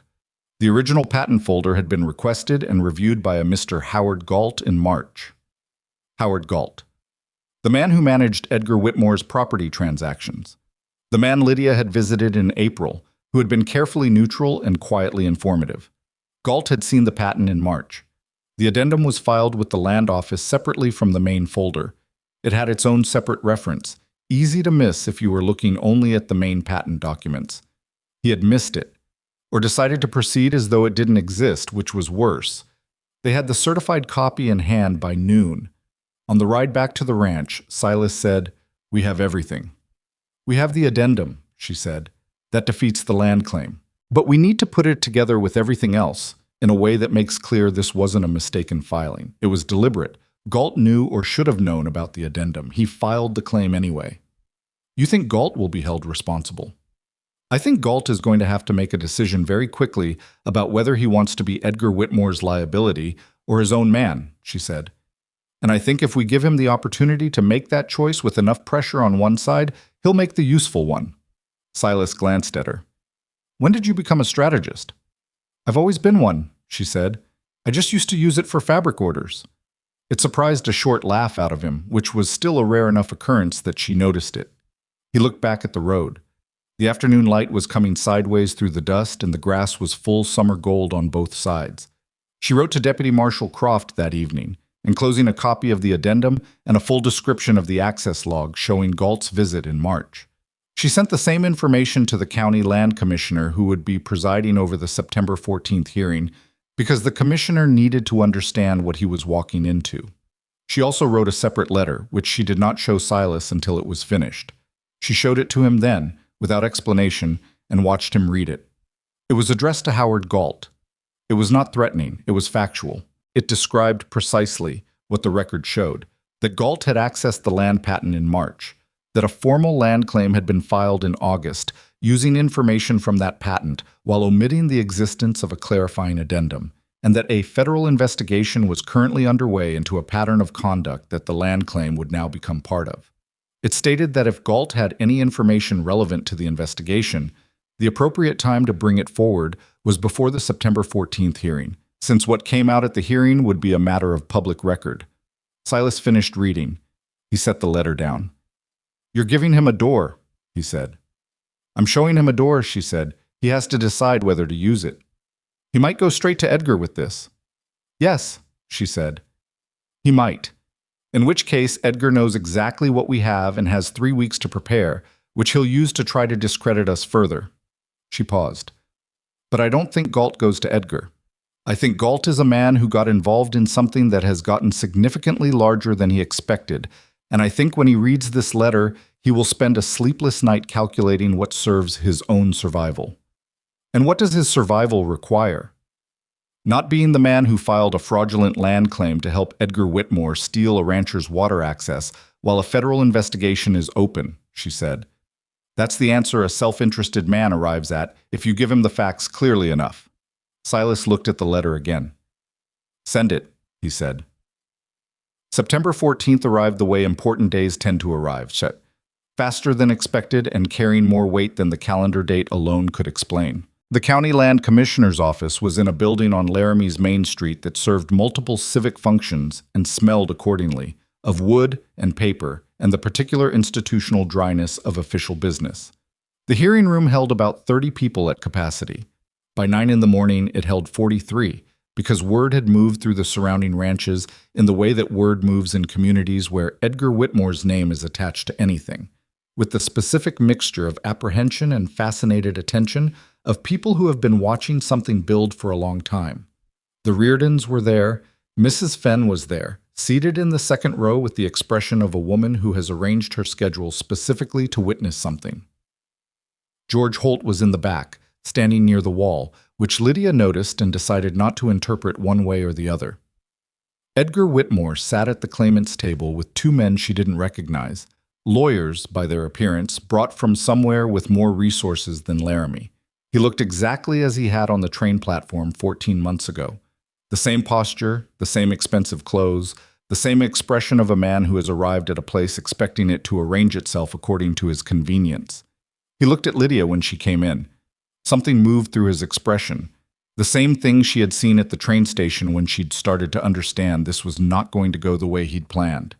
He covered it quickly, but she had been watching his face for over a year in the way you watch a weather system that is moving toward you, and she had gotten good at reading it in the moments before the cover came down. Howard Galt was not there. She had noted his absence before she sat down. Silas sat beside her at the respondent's table. She had the record books, the addendum, the certified copy, Mrs. Brennan's statement, and Croft's written acknowledgement of the open federal investigation in a folder in front of her. She had organized everything in the order she intended to present it, which she had been refining in her head for 2 weeks. The commissioner, a man named Aldrich, who had the unhurried competence of someone who has presided over enough contentious hearings to be comfortable with tension, called the proceeding to order and invited the claimant to present. Edgar Whitmore's lawyers were good. She gave them that without reservation, because underestimating your opposition was the fastest way to lose. They presented the land claim methodically, the original patent, the survey description, the argument about the Creek Bend ambiguity. They had their own survey analysis, prepared by someone they'd brought in from Denver, which argued that the boundary as originally described could reasonably be interpreted to reference the lower Creek Bend, placing the eastern 40 acres outside the properly titled land. It was a coherent argument. If you didn't know about the addendum, it was almost convincing. Commissioner Aldrich asked his questions with the kind of steady, non-committal attention that told her nothing about what he was thinking, which was probably the point. Then it was their turn. Silas spoke first, briefly, describing the property as he had known it for his entire life, the water access, the history of the land. He was not a polished speaker, and he didn't pretend to be, which was its own form of credibility. He spoke like a man describing something real, which it was. Then Lydia presented the documentation. She did not make a speech. She had thought about making one and decided against it, because speeches were for people who didn't have the evidence to let the facts do the work. She walked the commissioner through the records systematically, the patent, the addendum, the explanation of the addendum's significance, the certified copy confirming its existence, the access log showing that Howard Galt had reviewed the original patent folder in March of the same year the land claim was filed. She paused there. She let that land. Then she presented Mrs. Brennan's statement. She presented Croft's written acknowledgement of the federal investigation. She presented the 2 record books, flagged at the relevant entries, and offered them as documentation of a sustained pattern of conduct. The room was very quiet by the end of it. Commissioner Aldrich looked at the documentation for a long moment. Then he looked at Edgar Whitmore's lawyers. "Counsel," he said, "are you aware of the addendum filed with the Land Office on August 29, 1871? There was a brief, very telling pause at the claimant's table. "We reviewed the patent documents as filed," one of the lawyers said. "The addendum is filed separately under a cross-reference number," Aldrich said. "It has been part of the official land record for 11 years. Are you telling this hearing that your survey analysis was conducted without reference to it?" Another pause. "We would request an opportunity to review the addendum and respond," the lawyer said. "The addendum is not ambiguous," Aldrich said, in the tone of a man stating a fact. He looked down at the certified copy Lydia had provided. He read it. He read it again. Then he set it down. "This claim is dismissed," he said. There was a sound in the room, a collective release of breath, the small physical response of 43 people who have been holding something in and now don't have to anymore. Mrs. Fenn made a sound that was close to approval. Edgar Whitmore did not react visibly. He sat very still, looking at the commissioner's table, with an expression that was no expression at all. It was the stillness of a man calculating. But Aldrich was not finished. "Furthermore," he said, "given the documentation presented today, I will be submitting a referral to the Territorial Attorney General's office regarding the circumstances of this filing. The existence of the addendum in the official record and the evidence of prior access to the related patent documents raises questions that are outside the scope of this hearing, but within the scope of a broader inquiry." He looked at Lydia directly for the first time. "Miss Harper, the documentation you've presented today will be entered into the official record of this hearing and will accompany my referral." "Thank you, Commissioner," she said. She was aware of her own voice being steady, and she was aware, underneath the steadiness, of something that was not quite triumph. That was too simple a word for it, but something with a similar temperature. The satisfaction of something carefully built doing exactly what you built it to do. Outside the hearing room afterward, people came and spoke to them. The Reardons. Mrs. Fenn, who gripped Lydia's arm with both hands and said, "That addendum," in a tone that covered everything.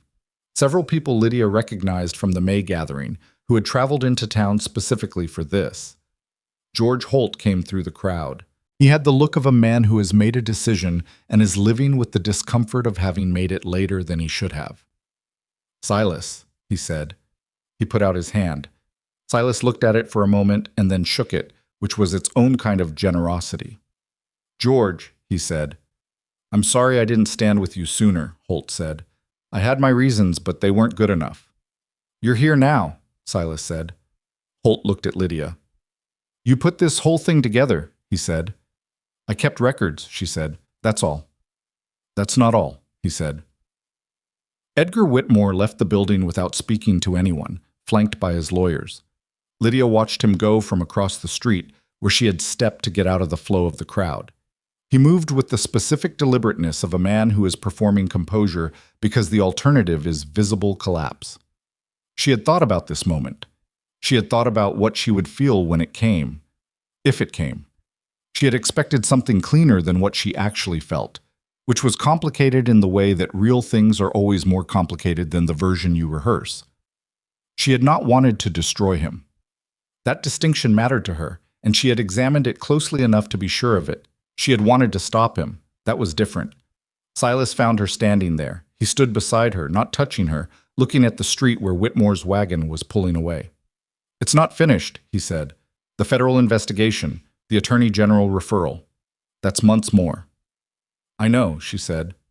"You all right?" She thought about it honestly, which she had learned from living alongside this man was the only kind of thinking he respected. "Yes," she said. "I think so. Ask me again in a week when I've slept." He made a sound that was the abbreviated version of the laugh she'd learned to listen for. "We'll go home," he said.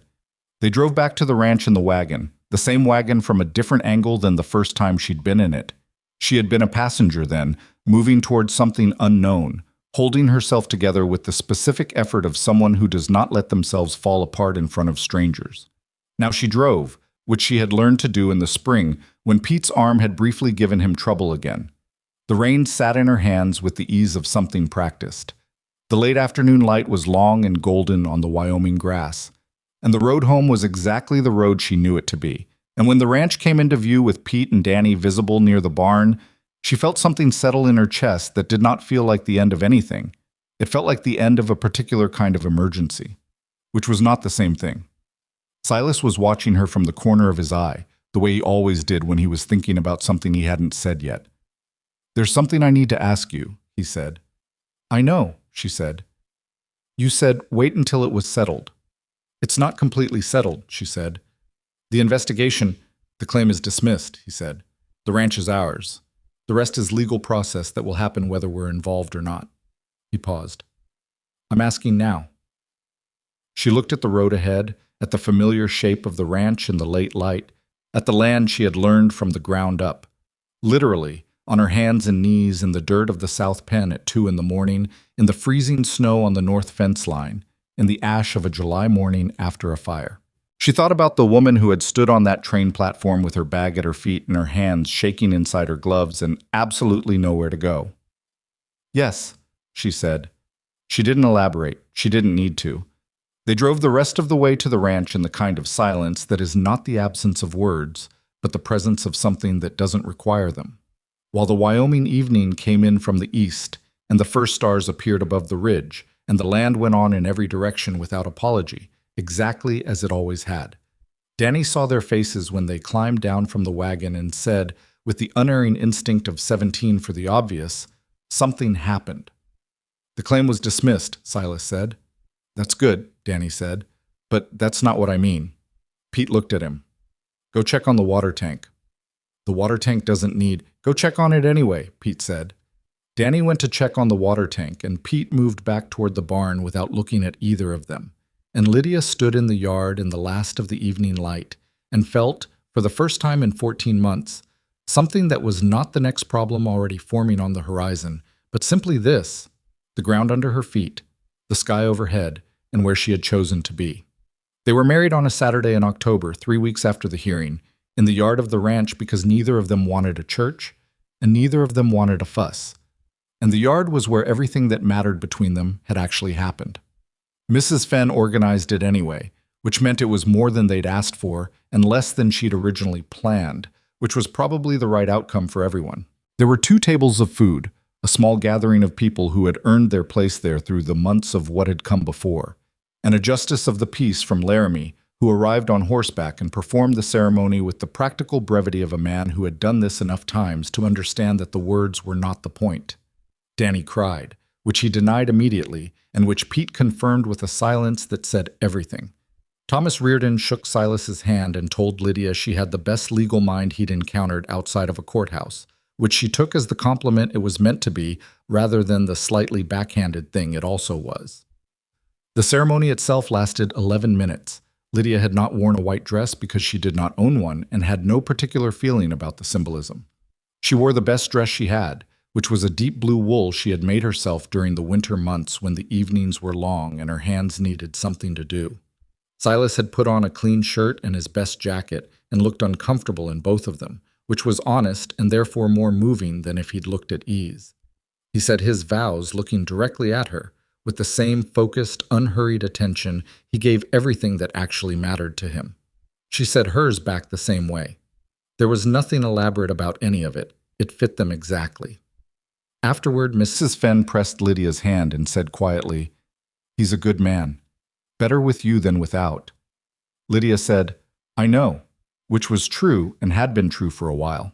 The federal investigation moved through the autumn in the slow, institutional way of official processes, generating paperwork at intervals, requiring responses, producing no dramatic conclusions, but accumulating a steady weight of documented fact. Deputy Marshal Croft wrote twice with updates that were informative in what they implied rather than what they stated directly. Howard Galt had cooperated with the investigation. This was the most significant sentence in either letter, stated without elaboration, which told Lydia more than an elaboration would have. She did not ask Croft to explain what Galt had said or what he'd been offered in exchange. She understood that some transactions had their own logic and that the outcome mattered more than the mechanism. What Galt had provided, whatever it was, had been enough to move things forward in Cheyenne in ways that would not have moved otherwise. Edgar Whitmore's name appeared in the Laramie newspaper in November, in connection with an inquiry by the Territorial Attorney General's office into land acquisition practices in Albany County. The article was careful and dry and said almost nothing directly, but in a community where people read between lines as fluently as they read the lines themselves, it said a great deal. Within a week, 2 of the men who owed Whitmore money on their properties had quietly engaged a lawyer to review the terms of what they'd signed. George Holt came to the ranch on a Tuesday in November and sat at the kitchen table with the same hat-in-hands posture he'd had in the spring, but with a different quality to it this time. Not shame exactly, more like a man who has finished processing something and arrived at the other side of it. "I want to help," he said. "Whatever's still needed. Testimony, documentation. I kept my own records. Not like yours," he added, looking at Lydia. But I have dates and amounts. What Edgar's men told me. What I was told would happen if I didn't cooperate. Lydia looked at him steadily. You should give that to Croft directly, she said. Not through us. It carries more weight if you go on your own. I know, he said. I will. He paused. I just wanted you to know first. Silas said, We know, George, and that was the end of it. The ranch itself in those autumn months had the feeling of something that had been through a hard season and was consolidating. The North Barn ruins had been cleared and the rebuilding had started in September with help from the Reardons and the Holts and two other neighboring families who showed up on a Saturday with tools and lumber and stayed through the afternoon. It was not a social occasion so much as a practical one, the kind of collective work that frontier communities had always organized because individual survival depended on it, and which Edgar Whitmore's years of leverage and intimidation had suppressed without quite killing. The rebuilt barn went up straighter than the old one, which Pete noted approvingly and Danny noted at length, because Danny was 19 now and had developed opinions about construction that nobody had asked for, but that were occasionally accurate. Lydia managed the household accounts and the supply planning and an increasing amount of correspondence, because the months of strategic letter writing had given her a working relationship with the Laramie Land Office, the county clerk, and Deputy Marshal Croft's office that translated into an ongoing role she hadn't anticipated. Neighboring ranchers began coming to her, quietly at first and then less quietly, with questions about land documentation and property records. People who had been operating on the assumption that their paperwork was in order and had been made uncertain by what had happened to Silas. She helped them because the help was needed and because she understood, from her own experience, that a person knowing their land is properly documented is not a small thing. It is the difference between having a home and having a place you live until someone takes it. Silas watched this happen with the particular quiet satisfaction of a man who does not need to comment on things in order to understand their significance. One evening in late October, she had come in from helping the Calloway family sort through their original grant documents, which had revealed two minor clerical inconsistencies that needed addressing before they became something worse. And she had set her bag down and sat at the kitchen table and realized she was tired in a way that felt different from the ordinary tiredness of ranch work. A deeper cellular sort of tired that she had been noting for about 2 weeks and had not mentioned to anyone. She mentioned it that evening to Silas. He looked at her across the table for a moment. How long? He said. I think since late September, she said. Maybe earlier. Another moment. Then he said, Are you all right? Yes, she said. I think so. I think it's... She stopped. Yes, he said. They looked at each other across the table in the kitchen where they had sat through so many evenings of planning and worry and the particular intimacy of working towards something together over a long time. The fire in the stove was going. Outside, the October wind was moving through the yard in that searching, deliberate way it had. All right, he said, which was what he said when something was settled that he was glad about and didn't know how else to express. All right, she said back. The confirmation came from the doctor in Laramie in November. She was approximately 8 weeks along. The doctor was a practical man named Ferris, who had been practicing in Laramie for 12 years, and who treated frontier women with the matter-of-fact competence of someone who understood that the women of this territory did not generally have the option of doing less than they were doing. He told her what she needed to know, asked the relevant questions, and sent her home with instructions that she considered and partially followed. Silas told Pete and Danny at dinner that evening. Pete said good, and went back to eating, which was Pete's version of genuine warmth. Danny said, oh, and then recovered, and said, that's real good, and then overcompensated by talking about something else entirely for the next 10 minutes. The winter arrived in December and was not as brutal as the previous one, which was either good fortune or simply the territory's unpredictability expressing itself in the other direction. The ranch was better prepared for it regardless. The rebuilt barn was solid, the supply stores were deeper, and Lydia had spent September making sure the household was provisioned in a way that left no margin for surprise.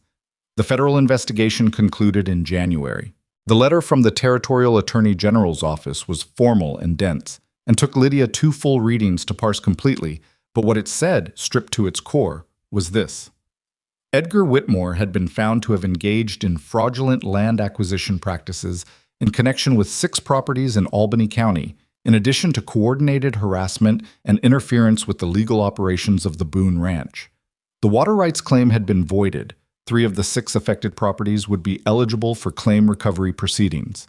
Whitmore had agreed to a settlement that included significant financial penalties, the forfeit of 2 contested properties, and a permanent restriction on future land acquisition in Wyoming territory.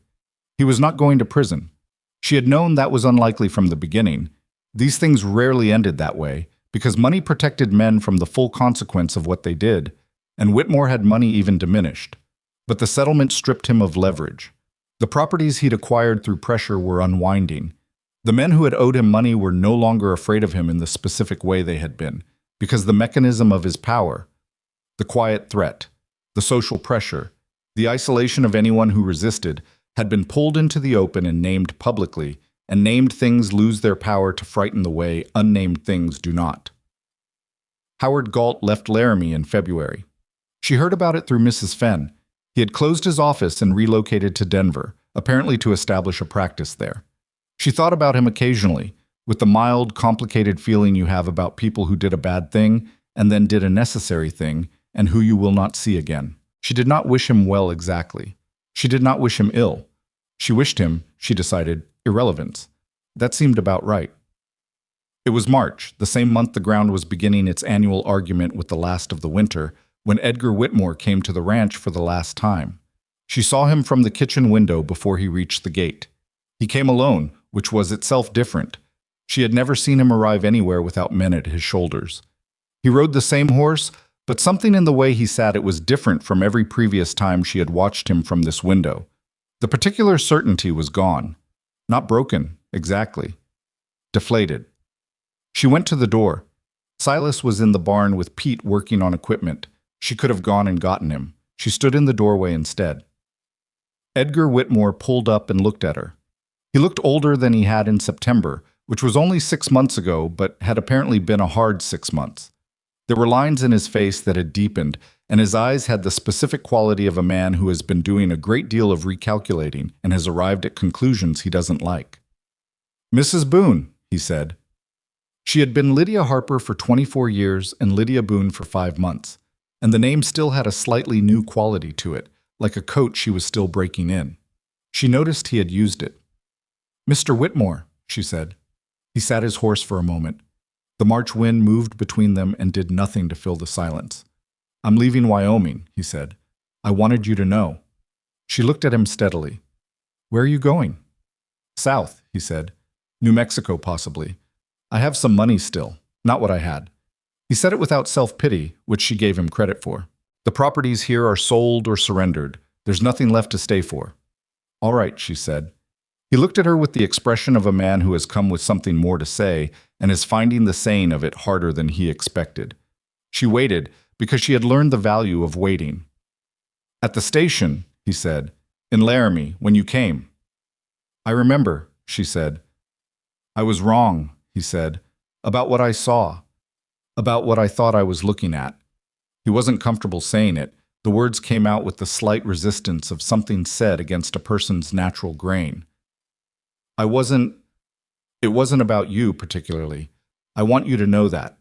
It was about what I thought this territory required, what I thought I needed." "I know," she said. "I don't expect anything from that," he said quickly, as though heading off a misunderstanding. "I know," she said again. "You didn't come here for my forgiveness, Mr. Whitmore. You came because you needed to say it." He looked at her sharply, then looked away. A muscle in his jaw worked. "Something like that," he said. She stood in the doorway for a moment. She thought about who she had been on that platform, the woman with shaking hands and a train leaving behind her and nothing ahead. She thought about the money on the ground and the decision she'd made to leave it there, which had not felt like courage in the moment, but which had been the first real choice she'd made entirely for herself in a very long time. She thought about what it had cost. The months of fear and record-keeping and waiting, the barn, the long winter, the hearing room, all of it. She thought about what it had built. "Start somewhere new," she said, "but start differently. What you were doing here, the way you were doing it, it only works as long as nobody stands up. The moment someone does, the whole thing depends on fear, and fear runs out." She paused. You're a capable man. You've got resources. You don't need to do it the way you did it." He looked at her for a long moment. She couldn't read what was in his face completely, which was fine. She wasn't trying to. "You're giving me advice," he said, slightly incredulous. "I'm observing," she said. "You can do what you want with it." The sound of the barn door opening behind her. Silas came out and stopped when he saw who was in the yard. He looked at Lydia first, a brief checking look that she answered with a small, steady one, and then at Whitmore. The two men looked at each other. There was a great deal in that look. Years of adjacent history, a year of active conflict, a legal proceeding, a barn fire, the particular weight of men who have opposed each other seriously and have to find a way to exist in the same moment now that the opposition has concluded. "Whitmore," Silas said. "Boone," Whitmore said. He looked at Silas for another moment, and then he touched the brim of his hat. Not a warm gesture, not entirely cold either, something between acknowledgement and concession. He turned his horse and rode back through the gate and down the road south without looking back. Silas came and stood beside Lydia in the doorway. They watched until Whitmore was small on the road and then not visible at all. "He apologized," Silas said. It wasn't quite a question. "After a fashion," she said. "You believe him?" She thought about it. "I believe he meant what he said in the way that people mean things when they've lost everything they built. Whether it changes how he acts in New Mexico." She paused. "That's his to figure out." Silas looked at the empty road. "You gave him something," he said. "I heard the last part." "I told him what I saw," she said. "Whether he uses it is not my responsibility." He was quiet for a moment. Then he said, "You're more generous than I am." "I'm not generous," she said. "I'm practical. Hating him wastes energy I have better uses for." That got a real laugh from him. Not the abbreviated version, but the whole thing, which was still rare enough that it landed warm. He put his arm around her and she leaned against him with the ease of people who have learned each other's weight, and they stood in the marched doorway of the ranch that was theirs, and looked at the road where Edgar Whitmore had been, and the land beyond it that went on without him. The spring came in its irregular, stubborn Wyoming way, and with it the particular burst of work that the thaw always brought: fence assessment, cattle health checks, the first planting in the kitchen garden, the ongoing business of a ranch that had survived its worst year and was now expanding rather than defending. In April, they hired 2 new hands. A man named Cass, who was 35, and came from a failed ranch in Colorado with solid skills and very little talk, which suited the operation well. And a young woman named Ruth, 17, who had come west with her family the previous fall, and whose family had not survived the winter intact. Her father had died in December, leaving Ruth, her mother, and a younger brother in a situation that had the cold geometry of frontier disaster. Ruth came to work in the house and garden and proved within a week to have a quickness and practicality that reminded Lydia of someone, though she didn't say so. Ruth's mother and brother came too, eventually, settling in a small structure Silas had built off the main property. A second dwelling that had started as a storage idea and been quietly converted when the need became apparent. It was not a formal arrangement. Nobody called it anything. It was simply what happened when people with resources made space for people who needed it, which was the oldest social contract in the world and didn't require a name. Mrs. Fenn visited in April and sat on the porch with Lydia in the mild afternoon and looked at the ranch, the new barn, the expanded garden, the small second dwelling, the new hands moving through the yard, with the expression of someone taking an inventory of something that has changed significantly from its previous version. "You know people talk about this place," she said. "What do they say?" Lydia said. "They say it's where you go when you need honest work and straight dealing," Mrs. Fenn said. "They say Silas Boone runs a fair operation." She paused. "They also say his wife is not someone to tangle with, which I take as a compliment." "I'll tell him you said that," Lydia said. "He knows," Mrs. Fenn said. "He's always known." The baby came in May. It was a hard labor, not dangerous by the standards of what frontier births could be, but long, and the Dr. Ferris drove out from Laramie and arrived with 40 minutes to spare, which was less margin than anyone would have preferred. Silas sat outside the bedroom door for 4 hours in a state that Pete later described, with characteristic understatement, as not his best. Danny made coffee repeatedly and with great concentration, as though the quality of the coffee was somehow relevant to the outcome. The child was a girl. She was born screaming, which Dr. Ferris noted approvingly meant her lungs were in good order, and she had a quantity of dark hair that surprised everyone, including Lydia, who had not anticipated a baby with opinions about its own appearance from the first hour. Silas came in when Ferris called him. He stood at the bedside and looked at the baby with the expression of a man who has been completely unprepared for the specific reality of something he thought he had prepared for. He put out his hand and the baby gripped his finger with the automatic, fierce grip of newborns. And something happened in his face that Lydia watched from the pillow with the particular exhaustion of someone who has just done something enormous and is still processing whether they survived it. "She's strong," he said. "She is," Dr. Ferris said with professional satisfaction. "She's loud," Danny said, from the doorway where he had absolutely not been told he could stand. Pete pulled him back by the collar. "Give them the room." They named her Clara. Not after Mrs. Fenn specifically, though Mrs. Fenn's expression when she was told suggested she understood the tributary nature of the choice. Clara because it meant clear and bright, and because Lydia had spent a year in the dark feeling her way by touch. And the name felt like the right thing to put on what had come out of it. Clara Boone arrived in May of 1883, 9 months after her parents had stood on a porch and watched a fire burn down a barn, and 14 months after her mother had stood on a train platform with nowhere to go and decided that was not the same thing as having nothing. The summer of 1883 had a different texture than the previous one. The fear was gone. Not completely, not in the way that people who have been through something serious are ever completely without it, but the specific operational fear of the previous year, the watchfulness at every fence line, the record book always at hand, the knowledge that something could come at them from a direction they hadn't anticipated. That particular weight had lifted and left behind the cleaner, heavier work of building rather than defending. Lydia still kept records. She would never stop keeping records. That was something the previous year had made permanent in her. But the record book now contained harvest tallies and supply costs, and the names of families who had come through needing help, and what that help had been, rather than dates of sabotage and riders on ridges. She had started a second project that summer, something she had not spoken about widely because she wasn't sure yet what it would become. She had been helping neighboring families with their land documentation for months, informally, one situation at a time. What she had realized, case by case, was that most of the vulnerabilities she was encountering had the same source: people who had been so focused on surviving on their land that they had never looked carefully at the paperwork that said the land was theirs. Errors and ambiguities that sat quietly in county record files, invisible until someone with bad intentions decided to look for them.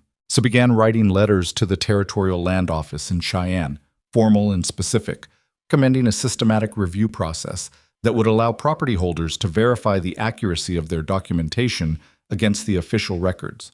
She was not a lawyer, she said so clearly in every letter, but she had practical experience with what went wrong and why, and she described it plainly and made the case for what a preventive process might look like. The responses came slowly. Government responses always did. But they came, and the third one, in August of 1883, indicated that her proposal had been referred to an advisory committee being convened to address land record administration in the territory. She told Silas about it that evening, matter-of-factly, over dinner, because she had learned that burying a thing in formality was not the same as not being proud of it. He looked at her across the table. Clara was in the small chair he'd built for her. She was 4 months old and not yet doing anything the chair required. But Silas had built it in February in the weeks before she came, and it was very well made, which was the only way he built things. "You're going to change how land is recorded in Wyoming," he said. "I'm going to try to make it harder to steal," she said. "Whether that's a change or not depends on what they do with it." "It's a change," he said. "We'll see." I know what I said," he said, in the tone he used when he was not going to be talked out of something. She let it be. The harvest that fall was the best the ranch had produced in 3 years. Cass proved to be exactly the hand he'd presented himself as. Reliable in the specific, undramatic way that good workers are reliable, without requiring management or reassurance. Ruth had taken on responsibility for the kitchen garden and the household accounts with a thoroughness that had freed Lydia to spend more time on the correspondence and documentation work without anything falling behind. Danny turned 20 in September and announced at dinner that he was thinking about filing his own land claim in the spring. He said it with the mixture of pride and anxiety of someone trying something adult for the first time, looking around the table to gauge the reaction. Pete said, "About time." Silas said, "We'll look at the survey maps together. Make sure the documentation is right from the start." Lydia said, "I'll review the filings before you submit anything." Danny looked at all three of them. Is everyone all ready?" "Yes," Pete said. "We talked about it in July," Silas said. Danny sat back in his chair with the expression of someone who has been anticipated and doesn't know whether to be touched or annoyed. He settled on touched, which was the right choice. In October, Thomas Reardon brought news from Cheyenne that arrived through his contact in the land office. Edgar Whitmore was in New Mexico. He had purchased a small property near Santa Fe, not a large operation, nothing like what he'd had in Wyoming. The contact had heard, secondhand, that Whitmore was running a modest cattle operation and keeping to himself. There were no reports of trouble. This was either genuine change or strategic patience, and Thomas Reardon, who had lived long enough to be cautious about optimistic interpretations, did not say which he thought it was. Lydia listened to this report and filed it in the part of her mind that she kept for things she needed to know, but couldn't act on. She did not spend time constructing a narrative about what it meant for Edgar Whitmore's interior life. That was not her work. What she knew was this. The man had come to her door in March and said what he'd said, and she had told him what she'd told him, and he had ridden south and was now somewhere else doing something different. Whether that something different was better or worse than what he'd done in Wyoming would be determined by choices he made, and those choices were entirely his. That was the full extent of what she could offer anyone. The truth of what she saw, clearly stated. The rest was up to them. The first anniversary of the hearing fell on a Sunday in September. She noticed it in the morning when she looked at the calendar she kept on the kitchen wall, and the date registered. She stood there for a moment with Clara on her hip. The baby was 4 months into being a person who had opinions about being put down, and this was reflected in the grip she maintained on Lydia's collar, and thought about what a year was. 12 months ago, she had sat in that hearing room with 2 record books and a certified copy of an addendum and the particular focused calm of someone who has done everything they can do and is now at the point where it either works or it doesn't. 14 months ago, she had stood on a train platform with nowhere to go. 26 months ago, she had been in a small rented room above a dry goods store in Philadelphia, reading a letter about Wyoming by lamplight after the shop was closed, trying to decide whether to want something. She looked at the kitchen, the stove she'd learned to manage in the first week, the table where she and Silas had sat through 30 or 40 evenings of planning and disagreement, and the particular closeness of 2 people working on the same problem from different angles. The chair he'd built for Clara, who was now using it to pull herself toward upright in a way that wasn't quite working but was going to. She looked out the window at the yard, where the rebuilt barn stood in the September morning, and Cass was moving through the stock with the efficient, unhurried motion of someone who knows his work. Where Ruth was at the garden with a basket that would come back full. Where Pete was repairing something near the equipment shed with the focused attention of a man who finds all the meaning he needs in the doing of a thing correctly. Where Silas was coming across the yard from the north fence line, which he checked every morning the way some men check a pocket watch, because the habit had outlasted the emergency that created it, and because the land deserved that kind of attention regardless. He saw her in the window and raised a hand. She raised one back. Clara grabbed her finger with the same fierce, automatic grip that had undone her father at the bedside 5 months ago, and Lydia looked down at her daughter, this small, loud, opinionated person who had arrived in May already knowing what she wanted, who had been born in a place built by 2 people who had started with almost nothing in common except a decision to stand firm, and felt the particular unperformable feeling of someone who has arrived somewhere real. Not perfect. The ranch still had hard winters and difficult seasons ahead of it. The land work she'd started in Cheyenne would take years to go anywhere, if it went anywhere at all. Danny's land claim would probably have at least one complication. Ruth's family still had grief in it that hadn't finished its work yet. There was no version of any real life in which everything was resolved and the difficulties stopped coming. But the ground was solid. The work was hers. The people in this yard had been through something together and were still here, which was the only proof of anything that actually counted.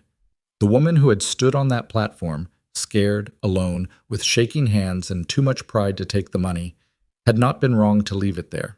Had not been wrong to get in the wagon with a stranger and say yes to 14 miles north, and a room with a lock on the door, and the chance to earn something from the ground up. She had not been wrong about any of it.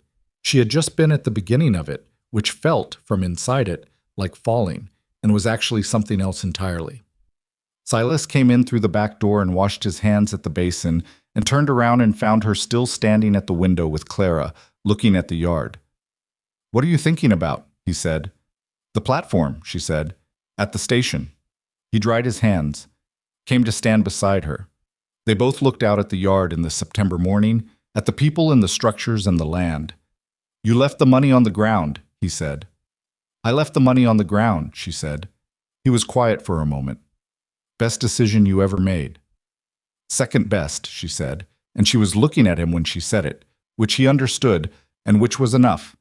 Clara, who had strong feelings about being left out of significant moments, made a sound of determined commentary. They both looked at her. She looked back at them with the dark, serious eyes she'd had since the first hour, already deciding what she thought. The September light came through the window and across the kitchen floor and landed where it landed, on people who had earned the right to stand in it, and the ranch breathed around them in the quiet way of a place that has found its rhythm and settled into the long, ordinary, irreplaceable work of enduring.